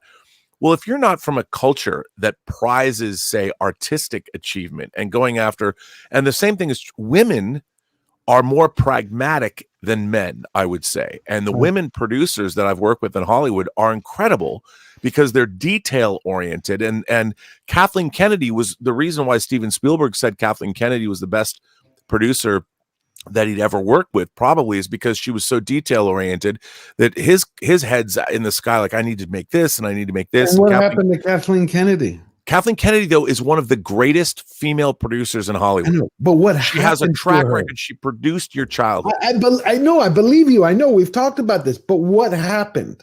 Because she was put Star Wars, Indiana Jones. But here's the thing: her job was. This is the thing Kathleen Kennedy is used to doing: dealing with geniuses that understand how to make and create stories. Whether it's Martin Scorsese, whether it's Steven Spielberg, whether it's George Lucas, and all the other people that she's worked with. She trusts them to know what they're doing. And she's like, what do you need? And I will get it for you. She's good at making stuff happen, right? I mean, that's in the story about Jurassic Park when she saved them all from the hurricane that was about to hit the island they were filming on. Like, she's very good at working under somebody who has creative vision. And that's what she have creative vision. Yeah, that's what a great studio executive does. And I think what's happened is, like, she was making some really interesting choices, like Lord and Miller hiring them to direct Solo. But what happened in that is Lord Miller started doing things like they were improvising a lot of the script. Then Lawrence Kasdan gets pissed. And it's like, this is not the script that I wrote. And she was trying to she actually did some really interesting things, hiring creative people that worked outside of what she was used to. And it didn't work out. And I would really be interested to see what the Lord and Miller Solo movie would have looked like. You know, so then she brings in somebody like Ron Howard that she can trust. Now, I'm not trying to be a Kathleen Kennedy apologist. No, I know. But she was put into a position where, and no one ever blames the Disney higher ups about what they wanted. Right. You think that Kathleen Kennedy, I mean, you talk about the monomyths and you go back and you look at putting the character of Rey, and it's not that Rey is a Mary Sue, but Rey was a character that was not flawed. She was just made a perfect character. You don't think she was a Mary Sue? No, because Mary Sue's, the definition of what a Mary Sue used to be was an author insert into their story. Like an author would write, and Mary Sue came out of like Star Trek fiction, where these characters were. It wasn't just the authorial insert. So it was an authorial insert with a very specific set of characteristics. One of which is that everybody instantly likes you. You have no known flaws. You immediately get in a relationship with the star of the piece. 100%. The characteristics are just as much a part of a Mary Sue as the self-insert part is. I would absolutely. I think Rey is a Mary Sue. Come on, the first time she fights Kylo Ren, right? And so we don't get sidetracked. She beats him. A guy who's supposed to have been Luke Skywalker's nephew and apprentice from the beginning. I don't think she's a Mary Sue as much as she is a bad character. You had, and plus she's following up. You have Rey, and this is what Disney did. Disney wanted to earn the success of Star Wars without doing the work to achieve that success. She wanted to turn a boy brand into a girl brand. Well, but this is okay. This is the problem that we're screaming about on the internet. Right. But I would say that Disney as a whole, the Disney princess brand is something that's existed for half a century, all the way back to Snow White, their first feature film. So the Disney brand is having very strong or female characters that they've relied on, whether it's the Little Mermaid, whether it's Belle. This was not something new for Disney. So bringing in when they decide, okay, we spent $4 billion to buy Star Wars, what are we going to do with that brand? Well, to make a character female is not something that's off brand for them. What they didn't do was make the character plausible. A good character. I understand what you mean, Robert, that she's not necessarily a self-insert in the way Bella is for Twilight. But but now it's sort of people have evolved that Mary Sue concept to be any perfect character that has zero flaws. But I understand what you mean. Yeah, I mean I want to hear what Tom has to say. 1 second, hold on, Rob. Tom, you there? Tom, is he back? Okay, we'll get back to him when he gets back because he was having some connection. Rey could have been a banger character. She could have been. She could have been an incredible character. The problem is not that she's a female character. No. So just to go on the Mary Sue part, I think so. There has been an evolution in that term, but I don't think that the evolution refutes the point. The problem with Rey as a female character is not that Rey is a direct personal insert by Kathleen Kennedy. The problem is that Rey is kind of a depersonalized insert. Rey is the character who's there to represent the Force being female. She is the icon of womanhood. Her whole thing is that she is a female Star Wars character who's leading it. And they thought, well, that's enough, isn't it? That's a kind of self-insert, but that's a self-insert for gender political reasons as opposed to sort of the writer fulfillment reasons. 100%.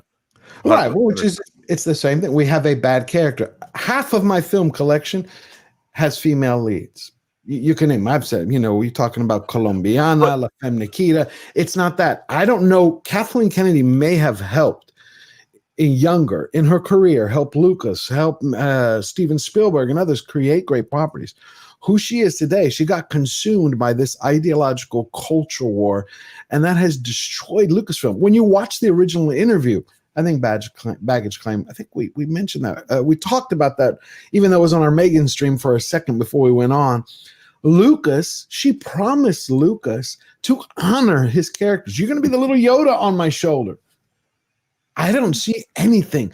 Luke Skywalker does not end up, even though this isn't a Star Wars stream, but I love it. Luke Skywalker would never in a million years end up as this disgruntled old man. He wouldn't have. He forgave his dad, didn't kill Darth Vader, who massacred children. But for a moment, his nephew, somehow, he gets a flash that he become dark, and let me kill him. Does that sort of prove the point that Robert was making about KK being a very good at making things happen for people with a real creative and artistic vision? And in The Last Jedi, she had Rian Johnson, and whatever else can be said for Rian Johnson, he certainly had a vision. He was the creative person, and she made things happen for him. Didn't necessarily have any idea what that would mean for the character and what fans would react to, but she saw this person who she trusted, who had a vision, and she said, right, I will make this happen for you. And she empowered Rian Johnson, who is absolutely more to blame for The Last Jedi than she is. And I would say that the real problem was J.J. Abrams. I think that J.J. Abrams, I don't think, not only is Rey a bad character, the entire structure and story that's being told in Force Awakens is terrible. Hold on, because back.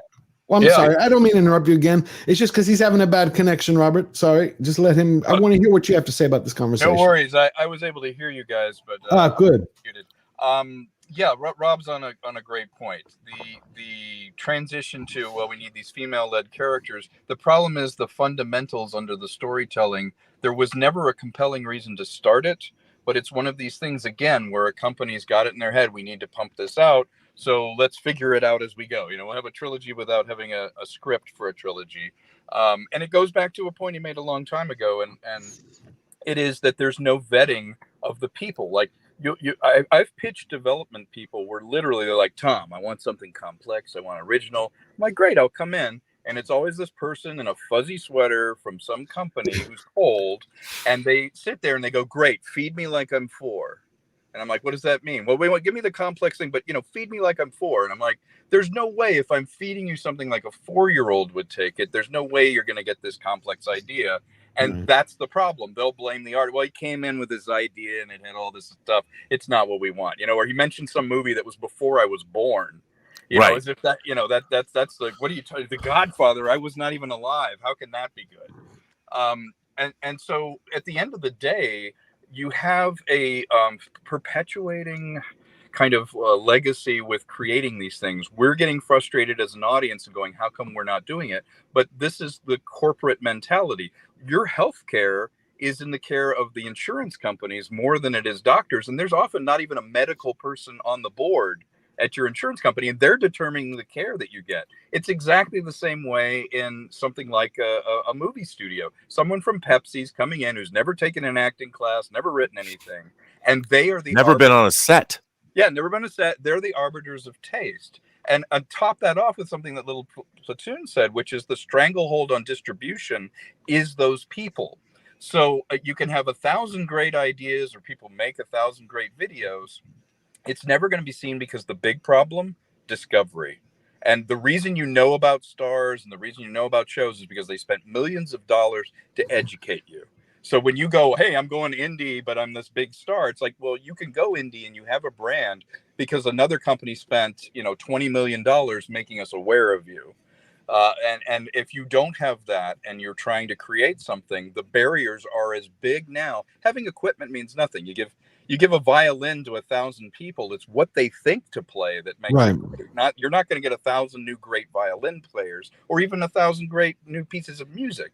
And having the equipment is great and being able to get it, but it's what you think that makes a difference. And the person determining that what you think is good or not is a person who is wholly unqualified to do it.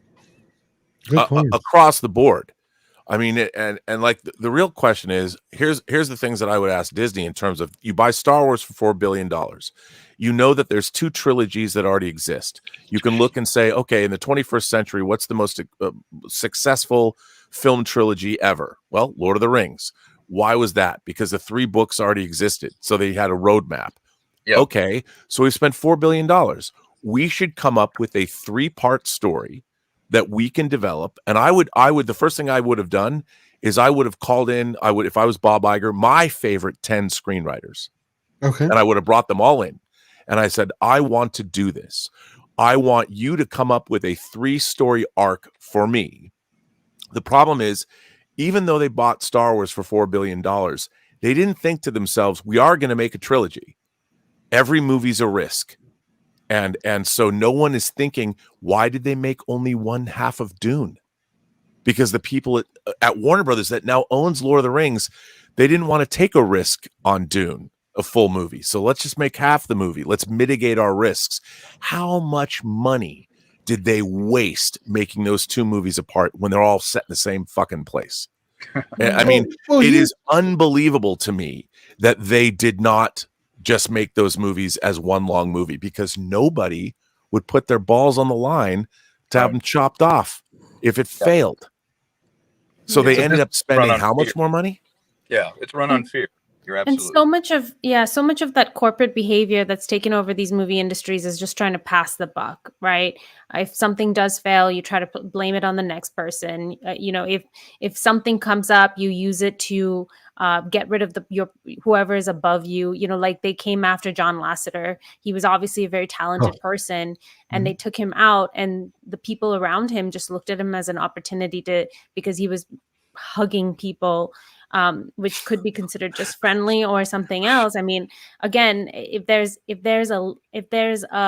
even a slight line that they could use, slight action that you're doing that they could use against you, they're all vultures. They're looking to take people out and take their place. And in an environment like that, talent can't survive. Talent and creativity can't survive. It's the vultures that make it. They're the ones who rise to the top and try to then leech off of any little IP that they have left for their next promotion. I agree with you. And there's an article, because remember, I was mentioning in the beginning, is there any question, like the fundamental question overall that we were going to look at, is there any creative integrity left in Hollywood? And I want to go around the panel after we take a look at this. This is an article which is focusing on right now on one aspect, on Warner Brothers Discovery. And they were basically, the author at Cinema Spot was basically complaining that Warner Brothers Discovery pulled Batgirl. Right. And that they thought that was a bad decision, and that they recently pulled Coyote versus Acme, going on to state that this raised many questions about their decision-making process. Issa Rae brought this up in an interview with Porter, talking about how executives are now more interested in what Wall Street has to say rather than listening to the creatives that actually make them money. My question is to everyone, is it the fact that you have corporate stooges who are listening to the money, to Wall Street, right? But is it also the fact that there are no real creatives? Who wants to take that? Who wants to take balls in the air? Yeah, I'll take it. Yes, I think the overall answer to that is, are there creatives? Yes, of course there are. The problem is, for example, they bought Star Wars, but they didn't buy the creative spark in the people that made Star Wars. And there's a huge difference there. The danger of acquiring something and moving on with it to do a bigger and better or continue it. If the animating thing within it that made you create it is no longer there, you either need to do something like Terry Matalas did, where everyone in Hollywood was like, hey, how did they bring Picard back? Why is it so good? Well, we found somebody that actually liked Star Trek, that had talent and wanted to make a good show. But that's not what happened, though, with Terry. Yeah. What happened? Didn't he love it, Robert? We talked. He loves every aspect of Star Trek. No. Here's the thing. So remember, Terry came in. Well, he wrote for Star Trek Picard season 2, but he was given the reins to control Star Trek for Picard season 3. Why? Because Akiva Goldsman left to go do Strange New Worlds, and Alex Kurtzman left to go do his sequel to The Man Who Fell to Earth.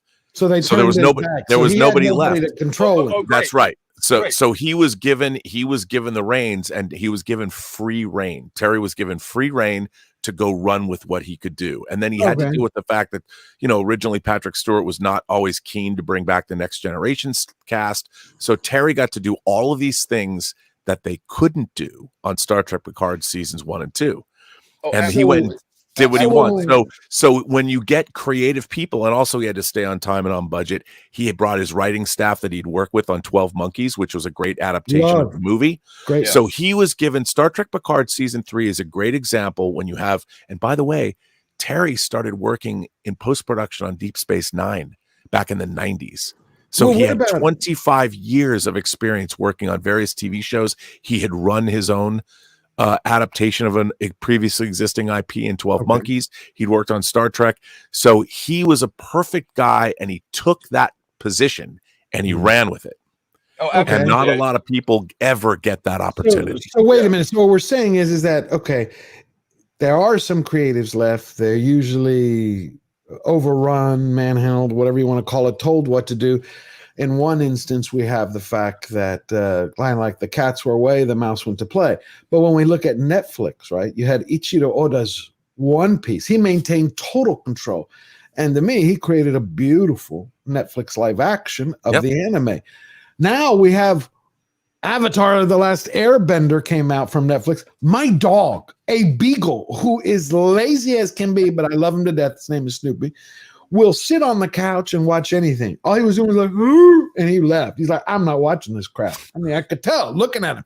I'm like, I don't blame you, buddy. I mean, a dog doesn't want to watch The Last Airbender. So it's like we get this back and forth. It's like, yes, there are creatives. Sometimes they're controlled. They don't have any choice.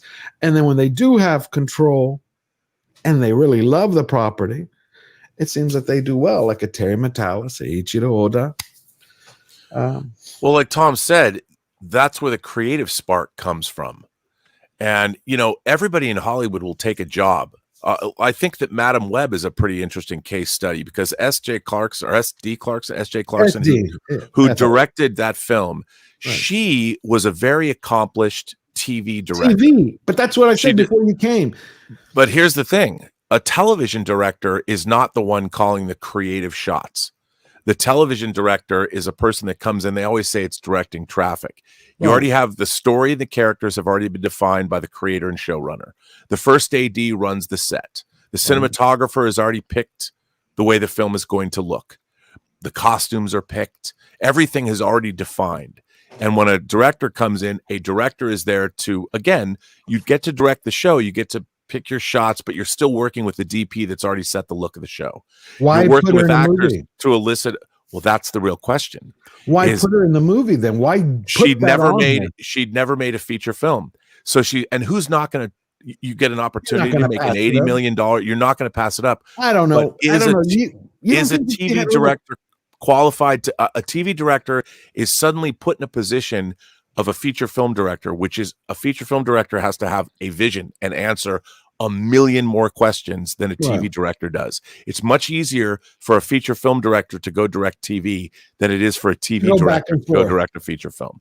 Okay, a feature film director must have a vision. Platoon. Hold on, I want to see what Platoon. What do you think they hired her for? Was it going back to what Baggage Claim said earlier, where it's like they wanted a woman, kind of like with Nia DaCosta, they wanted her the right woman in order to helm this?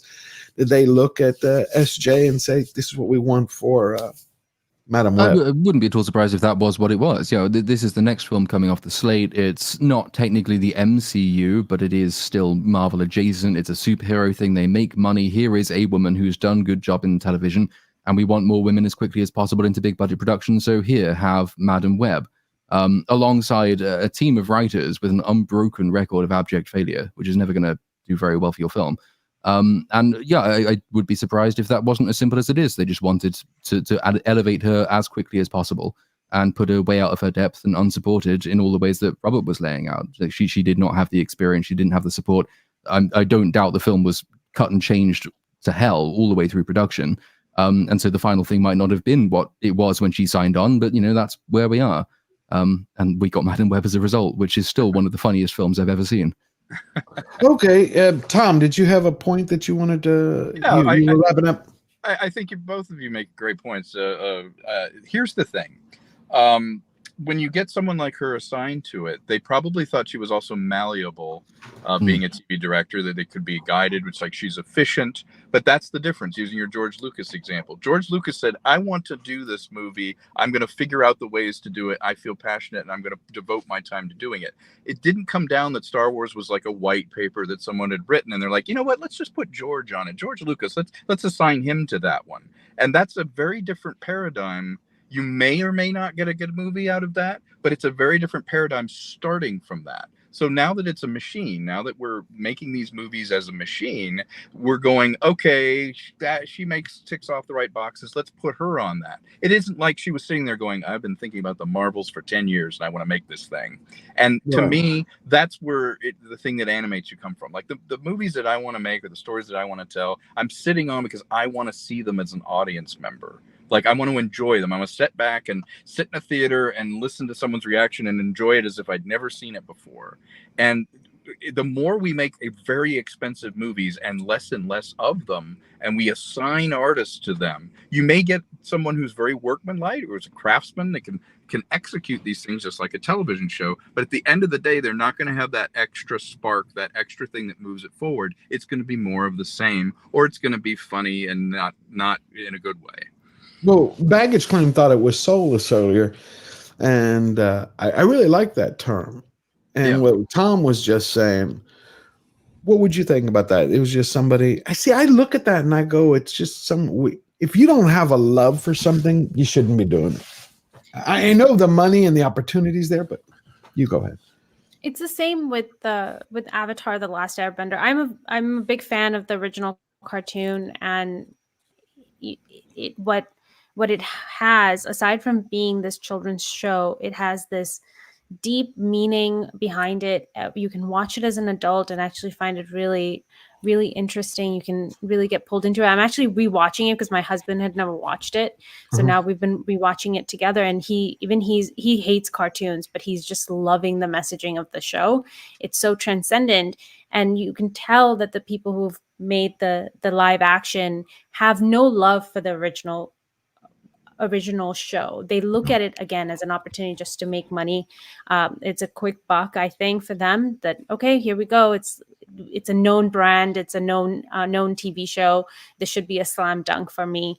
And instead, the new show lacks any of the heart, any of the soul, any of the values. And in fact, the characters that suffer the most in the Avatar live action are the more integrity oriented, the intelligent, the wise character. Like Iroh is completely mangled in the new show. They have no idea what to do with him. They have no idea what to do with Aang, because Aang was the soul of the show. He's the spirit of the show, because he's someone that regardless of what he's experiencing, he comes at everything with this optimism and beauty, right? Even though he has a lot of fear about whether or not he's going to actually be able to accomplish this big goal. So that's the problem with the new shows, is that there's this robotic attempt to just deliver on the project. Because what is the overarching goal that you're serving? Is it to tell a really good story? Is that what Disney execs are out to do? Because they keep claiming that on any earnings call or any Bob Iger interview, says we're here to tell really great stories. Is that the case? Because I sincerely doubt that. I think it's to make money. Let's make money. And what it used to be was that you tell a good story. You tell a story that really speaks to someone's humanity, and they're going to come back to it over and over and over, because there's a truth. When something is that truthful, you connect on it on such a deep level, because the experience of art is a very personal experience. While you might sit in the theater and watch it, it's still, people feel like if something's really truly artistic, it's talking to you one-on-one. And I mean, that's one of the things you guys were talking about earlier, right? Why aren't people coming and watching these movies? If so many millions of people voted for Hillary Clinton, why aren't they coming and watching the woke ideology stuff? It's because it's not speaking to them. People tap into that woke ideology as a way to advance their persona, their narcissism out in the world, and build this full reputation. But when it comes to actually what they need deep down in their soul, that's not it. Well, it's a great point. And also the people that are buying into this woke ideology, they're hardly people that anybody else wants to emulate. You're looking at a bunch of people that are anti-society. You know, they're anti. It's because it is such a narcissistic look. By definition, telling a story means you are looking outward toward what is a story if not trying to codify or trying to examine what all human beings go through from all walks of life. Like, all of us could look at Luke Skywalker watching the twin setting suns of Tatooine with the mournful French horn score of John Williams. We've all been there. We, in that moment, were all Luke Skywalker. It doesn't matter who you are or where you came from, what economic group, what religion, what political ideology. We get it. You're looking at those twin setting suns going, do I have to spend another year here? My friends have gone. What the hell am I going to do with my life? And in that moment, there was a truthful nature that every single audience member, young or old, no matter what language you spoke, could understand. And the great stories work in those great human truths.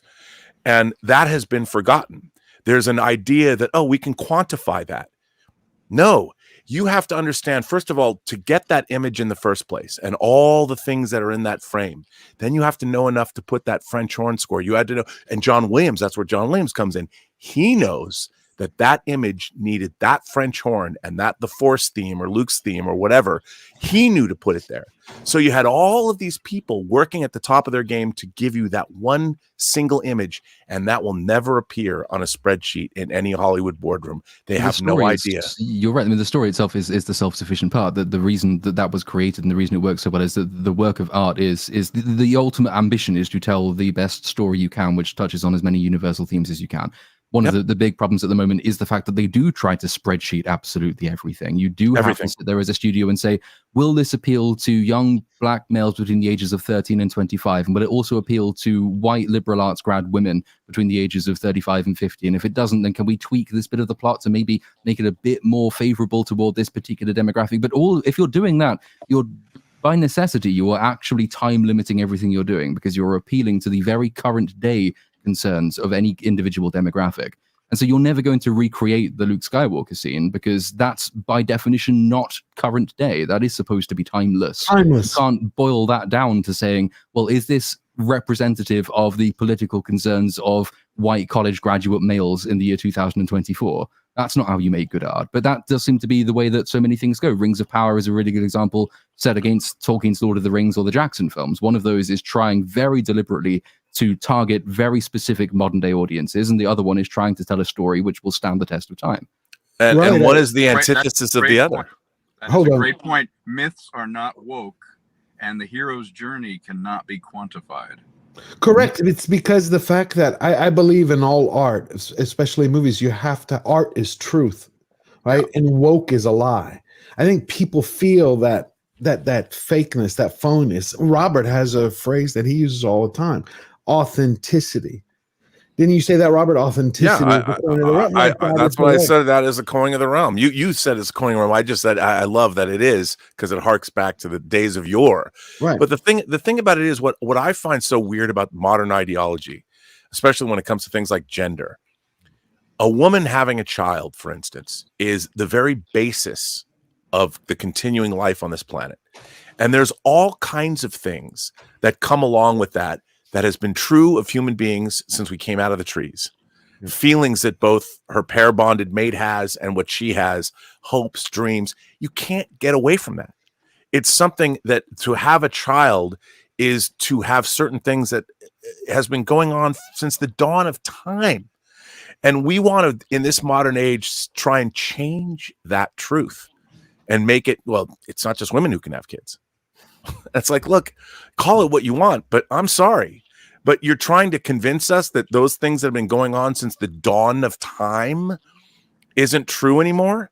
And that's the problem. What we should be doing is looking at the exact inverse of that, is what are the things that are timeless? What are the things and the great stories, whether they're set in the modern day New York City or in the Australian outback or on the Great Wall of China when it was first being built, whatever story you're telling, the basic human truths of existence inhabit those stories. And that's why they're great, because all of us get to understand them, even though we've never been to ancient China or we've never been to the Australian outback.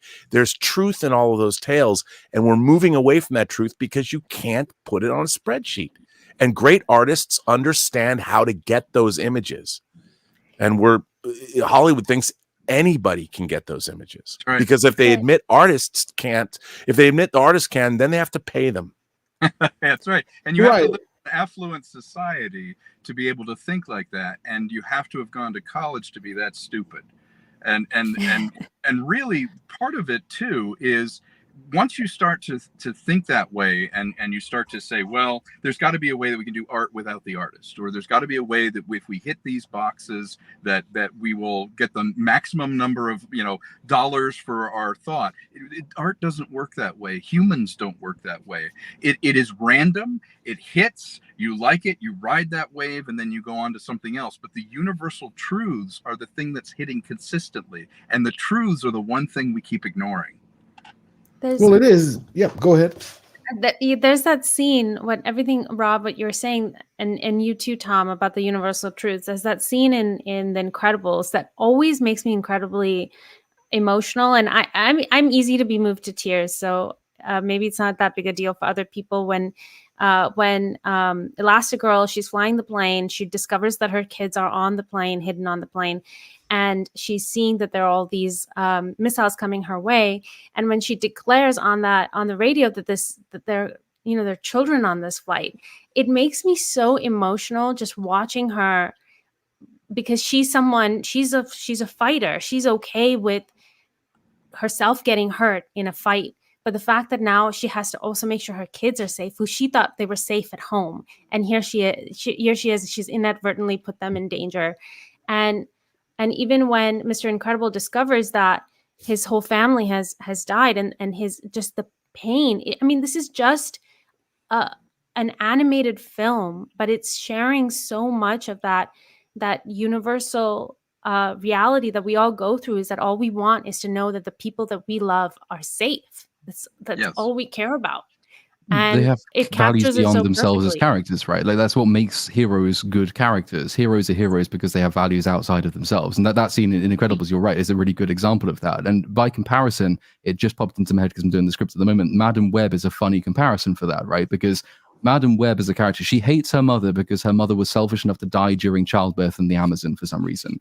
Right. She learns halfway through the film that her mother was there because she was trying to get this venom that could cure all diseases for everyone. She still hates her mother. And only when she learns that her mother only wanted the venom because she, Madam Web, had a disease that could be cured, does she forgive her mother for dying during childbirth. So the fact that she could save all of humanity doesn't actually factor into her.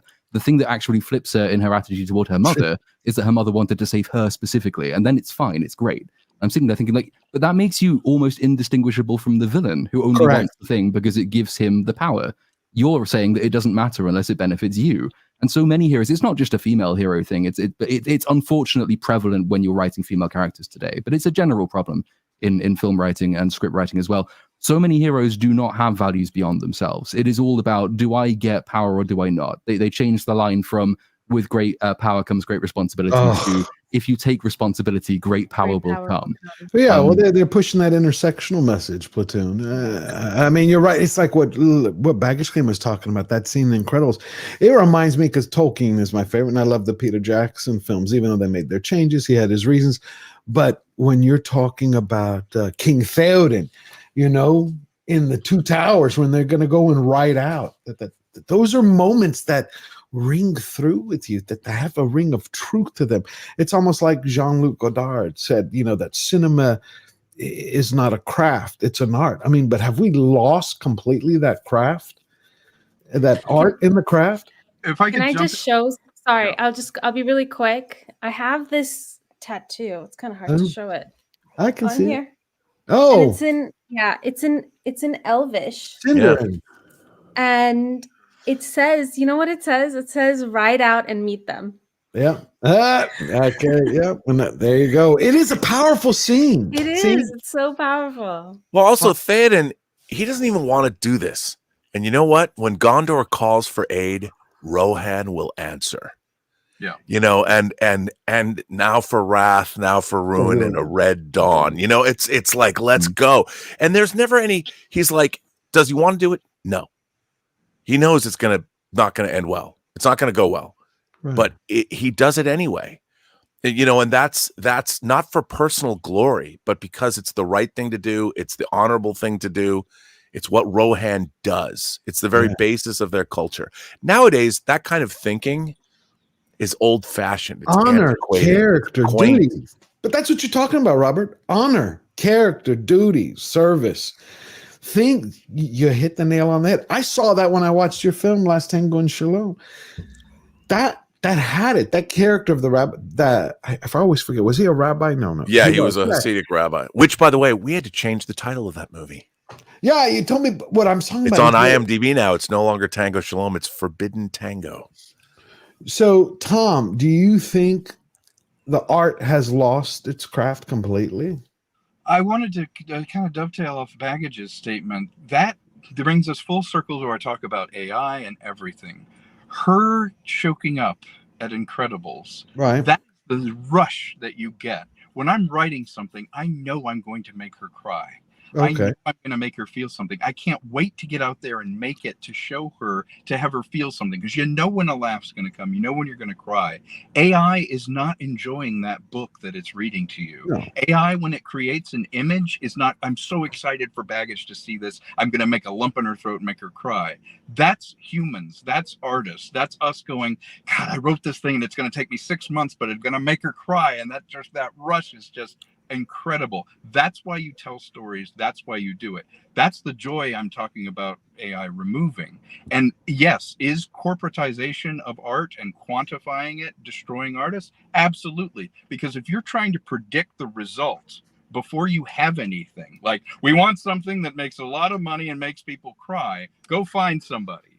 That is the opposite of creativity.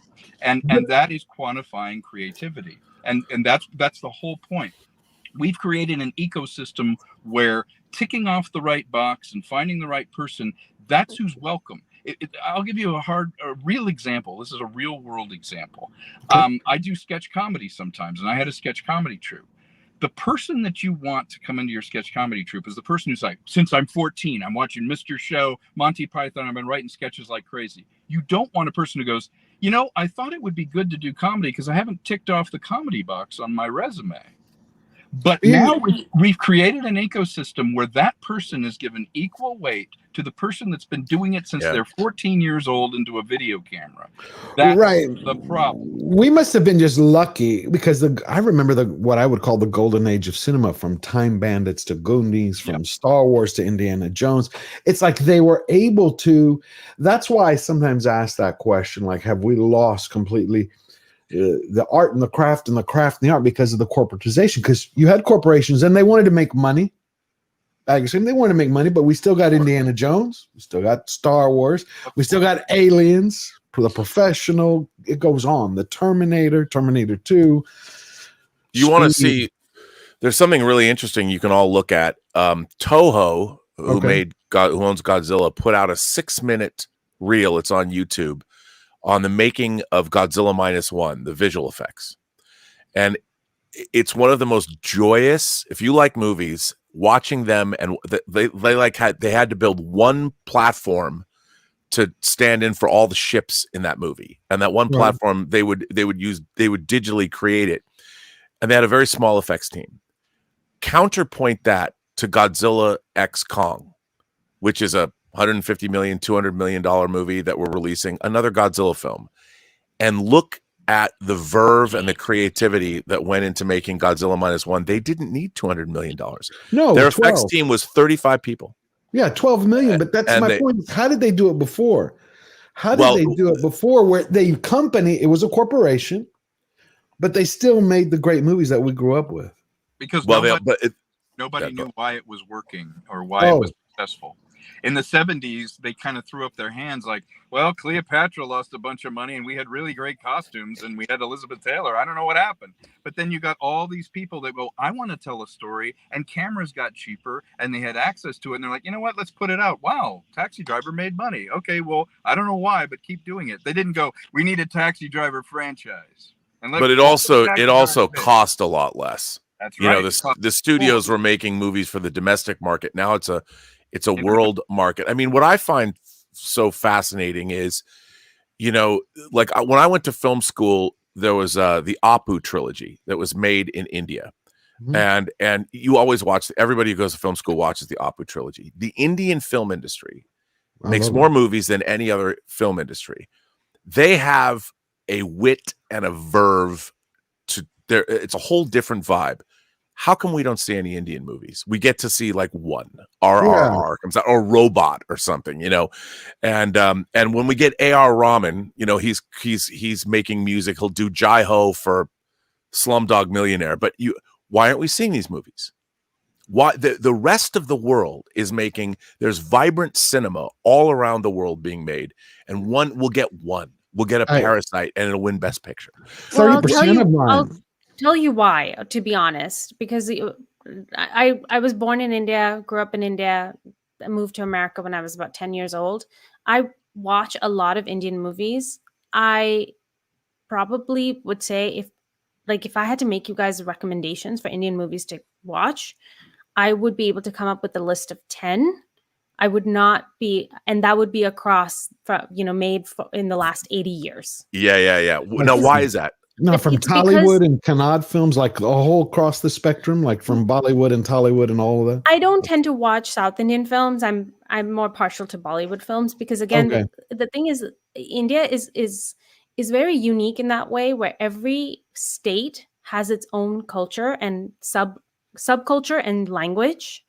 And while it is semi-unified under Hindi as a language, the rest of South India, even within those South Indian states, they speak very different languages and they have a very different culture. So typically South Indian films don't tend to appeal to North Indians, and North Indian films don't appeal to South Indians. And it's the same thing. It's a very different culture. So you might watch a scene where the way it's filmed, the way the technical aspects of the movie making might really appeal to you if you appreciate it from that perspective. But the construct of the story will not make sense to you because it's such a different culture. Like why when someone says something, the mother's response is to say, "Shut up." Oh, I've seen that because you know what I mean? A third of my movies are Indian. Like the last one I loved was Kantara, and then Ega from Rajamouli and Bahubali. I love when we got Lagan. You know, I never thought I'd watch a 3-hour movie about playing cricket would be great, but it was great. But you know who got me into There's some Indian films movies? that It was transcend Robert. that. Yes, It was Lagan Robert. is one of those. Sorry. No. This is a great conversation. It was Robert. He told me to go watch RRR. So I got hooked into RRR and I jumped from there and I went and saw Bahubali. And then from there I saw Ega and then KGF chapter 1 and 2. And You got to see Robot. You got to see Robot. Do you know what looks good? I'll check it out. Monkey great. Man looks good. It looks like a combination. It's not No, pure Indian, but I know it's not. But there's a lot of great films, But and I can't wait till Rajamouli does the. But another problem is that the American film industry got into the global marketplace, and now, I mean, we're making movies for the world, and that means they've gotten incredibly more expensive. You know, when Spielberg made Raiders, he was coming off of 1941, which was kind of a debacle. You know, it went wildly over budget because after Jaws and Close Encounters, he got to basically have a blank check. Right. And he went wildly over budget. 1941 didn't do as well as he'd hoped. So when Lucas and Spielberg teamed up, it was Lucas who said to Spielberg, "Look, man, you got to shoot this fast. None of this overblown." And he made Spielberg promise, okay, I'll do it quickly. I'll keep it under budget. And if you look at some of the scenes in Raiders, like when he's packing after Denholm Elliott says, "They want you to go for it." When you watch that scene, it's almost a oneer. The way he's blocked, it's peak Spielberg because he knew that he was working under constraints. Nowadays, these movies, they'll spend $250 million on the Marvels, and you've got 1,000 people all over the world working on all the visual effects, and no one knows how to make that movie without 1,000 people helping them. Yeah. Whereas the Japanese made Godzilla -1 with a very small crew that knew exactly what they were doing. And the question is, when you watch Godzilla -1 and you watch Godzilla X Kong, made in America as opposed to made in Japan, which movie's better? Which movie gets you in the feels? Now, I haven't seen Godzilla X Kong. I know, but the trailer, based on the trailer alone, come on. Godzilla -1 grabbed me. I've seen it 4 times. And then during the member stream this week, I think it was Jeremiah or Jonah was saying, which I haven't found it yet, but he was saying that Takashi Yamazaki is making number 2. Has anybody heard that? Platoon, Baggage, Robert?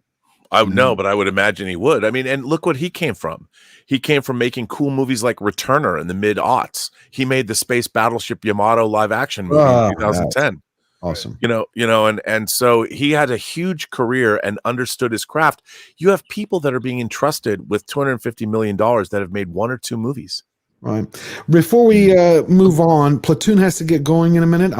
We're gonna read some. Oh, did you have something to say, Platoon? Well, just on that point as well. I think the other thing is that the American movie going audience is quite often, I think, underestimated by the studios that serve them. Everyone plays very much down to the lowest common denominator because it's kind of assumed. Someone did an analysis of the way Donald Trump speaks versus Hillary Clinton and found he spoke at a 3rd grade level. But that meant he reached more people because he was speaking a language that everybody could understand as opposed to an educated few. I think that's another aspect of the same thing. People read into that and say, well, that must mean that all Americans are dumb, so we just need to appeal to the lowest common denominator and we'll earn the most money. All of the Western Godzilla films of this last trilogy have been that exactly. And even that's slightly seeping over to the impression of foreign movie makers of the American audience. I can't remember which film it was in relation to, but someone was saying that They felt that they had to dumb down the thing they were writing. It was a Korean film, I think it was, because the Americans wouldn't understand what was going on. I think that's unfair to Americans, frankly. And if you give Americans good works of art that don't just play as though everyone's dumb, you will actually get better films as a result. There's a reason that Godzilla -1 on a tiny budget in subtitles coming over from Japan actually way outperforms anyone's wildest dreams for this in the American box office. And that's because even though so many of its cultural references are very specific, it doesn't treat people like idiots. It assumes that if you really want to understand it, you can do your research. And also you can resonate with the basic themes of betrayal and of survivor's guilt and all the rest of that. It's an intelligent film, and it's been rewarded for how intelligent it is. The Godzilla x Kong film, much like the previous Godzilla films, I suspect will just assume that everyone's an idiot, and all they want to see is giant monsters on the screen fighting each other, and it will look impressive, and that's all you need because you're Americans and you're thick. I think that's unfair on Americans, but that does seem to be the dominant mindset. It is. I completely agree with you, and it's kind of similar with the Indian market as well, where I think what we see come to America and become successful is the cream of the crop, where they're not treating the audience like idiots. But there are a lot of movies that are trying, even in the Indian market, trying to just appease to the lowest common denominator rather than inspiring something better. Yeah, I think people will rise up to it. Look at, I mean, Oppenheimer is a fairly complex structurally and with its concepts, and people will rise to the occasion. The problem being, of course, the minute you start playing to everyone, you satisfy no one. And risk aversion and art are completely incompatible. So we have to find a way where there's limitations. That goes to my point at the beginning of the show. I said a painting needs to be in a frame. You know, it has to have some limitations, because if you have the spark to overcome those limitations, you've passed the sort of test to go, well, how passionately did you want to tell the story, and how much tenacity do you have, and how much do you want to really be a creator, because you have limitations versus just an open canvas with no limitation whatsoever. It's really a dynamic that we've fostered, and now we're seeing the sort of bitter fruit that it's created, because now there is complete risk aversion, spending tons of money, and then everyone head scratching when something good comes through for $12 million. Like, doesn't even compute. Yeah, but we see it everywhere. What Little Platoon was just talking about, it's where there's not even films that are challenging people, not only emotionally, but to rise up to better themselves in some way. It's not like it doesn't have to be school, but we have lecture halls now that are trying to program people and a new generation, but they're not sitting here going, hey, look, it's not just pablum. It's not, consume product to consume more product. We have, it's like there was an article in the Harvard, I think it's called the Harvard, where is it? It's the Harvard Public Health Journal, right? And they were describing this thing I never heard of before called weathering. Anybody heard of weathering? No. So it was just like crazy. the movie, the animated film Weathering with You? Not Weathering with You, but it was weathering, where they were basically saying that there are certain groups in society that actual hard work and the merit-based system, and they were starting to break this across like the arts and entertainment and different industries, that actual work to impose a merit-based system causes them to reach an early grave, and that's racist and bigoted work. I'm like, okay. So they're like, it's best if they don't work. It's I think it's crazy. Well, what I find interesting about, there's also a power dynamic going on, that if creatives are no longer constrained by the people in charge, that's problematic for where the money is coming from and from the economies. Like, for instance, James Cameron is kind of outside of the power dynamic. He's still beholden to everyone, but he's never missed. Since Terminator, he's been doing the R&D for the industry. The last Terminator, didn't it miss? Well, but he didn't direct it. The things that he's written and directed, he's been producing. He doesn't. He sold the Terminator franchise back to David Ellison, so he'll say sure, he'll support it. But as a filmmaker himself, beginning with The Abyss, he started doing R&D for the industry that trickles down. I mean, Jurassic Park couldn't have been made if they didn't do the pseudopod sequence in The Abyss. Okay. And then the T-1000, the pseudopod led to the T-1000. And then what he did with the Avatar movies, he pushed the technology way beyond the limitations of what was possible. So and all of his movies make tons of money. So he's a guy that gets to do whatever the hell he wants because he's earned it, and no one can ever tell him what to do because he's never missed. Like Good Hyman point. Roth, he's always made money for his partners in The Godfather. There, Godfather, I love it. Little Platoon and Baggage Claim have to go soon, so we're just going to start to wrap it up. Let me get these super chats, and then we'll start to get going. Okay, we got from Olaf Van Ness, member for a month. George enjoyed last Wednesday first member stream. We're going to have another one because we're addicted to truth and good company. Thank you, Olaf. Red French Moon for €2. Bonjour, Rob, and happy birthday. I didn't know it was your birthday today. Oh my God. Okay, this has become a running joke. My birthday is your May birthday? 15th. Okay. Everybody says to me happy birthday every day on my shows. I don't understand why this has happened. But as long as people keep sending super chats to you and wishing me a happy birthday, God bless you all. Thank you. I can't wait to no one's going to say anything on my actual birthday, and that'll be the ultimate funny thing. I'm going to call no you. one will say anything. Okay. Let's talk about it. Member for a month. It is the lack of imagination and kids don't read books. Yeah. Say that again, because they're being programmed as participation trophy children. Skiz Spivak Esquire gifted 20 George the Giant Slayer memberships. Thank you. Skiz. EHF for $10. Another problem is they hate freedom. Yep, they do. Because without liberty and the pursuit of happiness, the human spirit dies, and art reflects that spirit. Hold that for a second. Real quick. I don't know if anybody noticed this. 2 nights ago on MSNBC, right? I never watch it because it's just pablum for idiots. They had a professor on there who, because he was just saying they hate freedom, she's saying, do you know that there are Americans out there that believe that our rights do not come from the government? They come from God. And I'm like, I wanted to jump through the screen and go, have you read the Declaration of Independence, moron?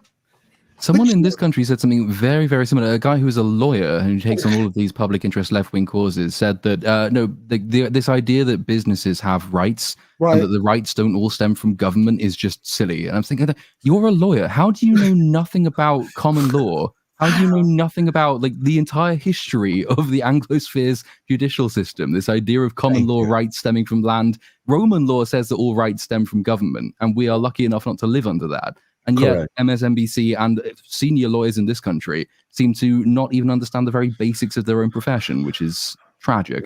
Thank you, Little Platoon. The woman has never heard of the Magna Carta, and she's a professor of history. I was like, and it was just nuts. I was like, okay, and now we can understand why our movies are this way when you have. Well, that's What's the scary line? thing. Forget the past, kill it if you have to. Oh yeah, Kathleen Kennedy's favorite line. I know, Robert, you like her. She sticks in my craw. No.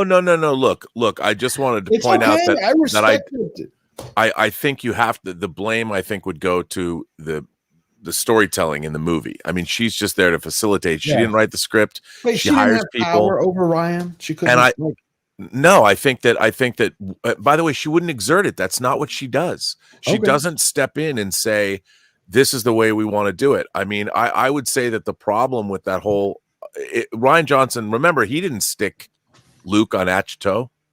He had to deal with what J.J. Abrams left Luke as. J.J. Abrams was the guy that put a tarp over R2-D2's head because he wanted to create a new droid that has absolutely no footprint in our modern culture. BB-8.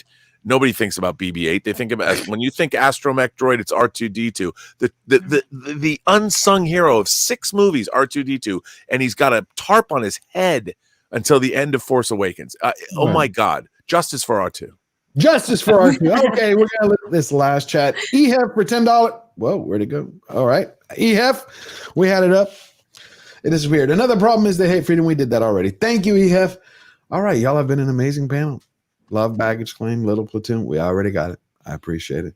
I get to meet Baggage Claim in person in just a few hours. And you're going to go see Dune too. Robert, I'm going to talk to you about Lord of the Rings a lot, just so you know. Please do. I'm going to buy that Dune popcorn bucket, and if I'm fidgeting with it, don't hold it against me. Just saying. Well, it's been great having you all. Okay, we'll go around Baggage Claim, let everybody know where they can find you and what you're doing this week. Sounds good. Thanks, George, for having me back on. It was wonderful to stream with all of you. If any of you watching are interested in video essays where I address issues that we're grappling with culturally, as well as movie So good. analysis of various movies. You can check me out at Baggage Claim on YouTube, or you can find me on Twitter, Baggage Claim 11. Thanks so much. Thank you. Little Platoon? Thank you again for having me. No, I say this every time I'm on, but this is definitely one of my favorite streams to be on, which is why I keep coming back. So thank you for having me. Next up on my channel is Madam Web, just because it's out, and like occasionally taking a break from literary analysis and just taking the piss out of terrible films is fun. So that's going to be a very lowbrow jokey video, but that's going to be coming out next weekend. And after that, I shall be moving on to June, which will be a much more serious affair, I'm sure. I'm incredibly jealous that you guys get to go and see that tonight. Me too. I want to see it. That was, the first movie review I ever did for YouTube for the channel was Dune, the first one, Denis Villeneuve. Yeah. I still love Lynch's. Chris Gore had sent me, I got to send it to y'all. He had sent me David Lynch's Dune, but someone had edited the whole thing with the television version. Yeah, the Spice Diver cut. The Spice Diver cut. I love that. It's really interesting. That is a good cut. Yeah. Okay, Mr. Burnett, happy birthday to you. Can tell everybody where they can find you? It's not my birthday. No. You can find me on my channel, The Burnett Work. I'm contemplating, do I make a build video of my Lego ornithopter? Yes. I don't know. Make it. You should. I know. I really should. I've never done a build video, but I had to get this ornithopter. It's really cool. But anyway, find me my channel, The Burnett Work. I've been going back and putting up shorts from my old DVD special features work. I've been going through the first X-Men disc and putting up part of our documentary that we did 21 years ago that I actually shot on the set of X2. And it's wild because nobody cares about special features anymore. So I'm like, I would hate all of this stuff to disappear. So you can go find those shorts on my channel and then, watch my show Robservations during the week. Wonderful. Tom, thank you very much. It's your first time here. Hope we can have you back. And we lost him. Oh, no. So we'll have our next show next Sunday. It's going to be a surprise. Say thank you. Give everybody a good round of applause for being here. And remember, to win every battle, you stay true to yourself. We never bow down. We never bend the knee. Always forward.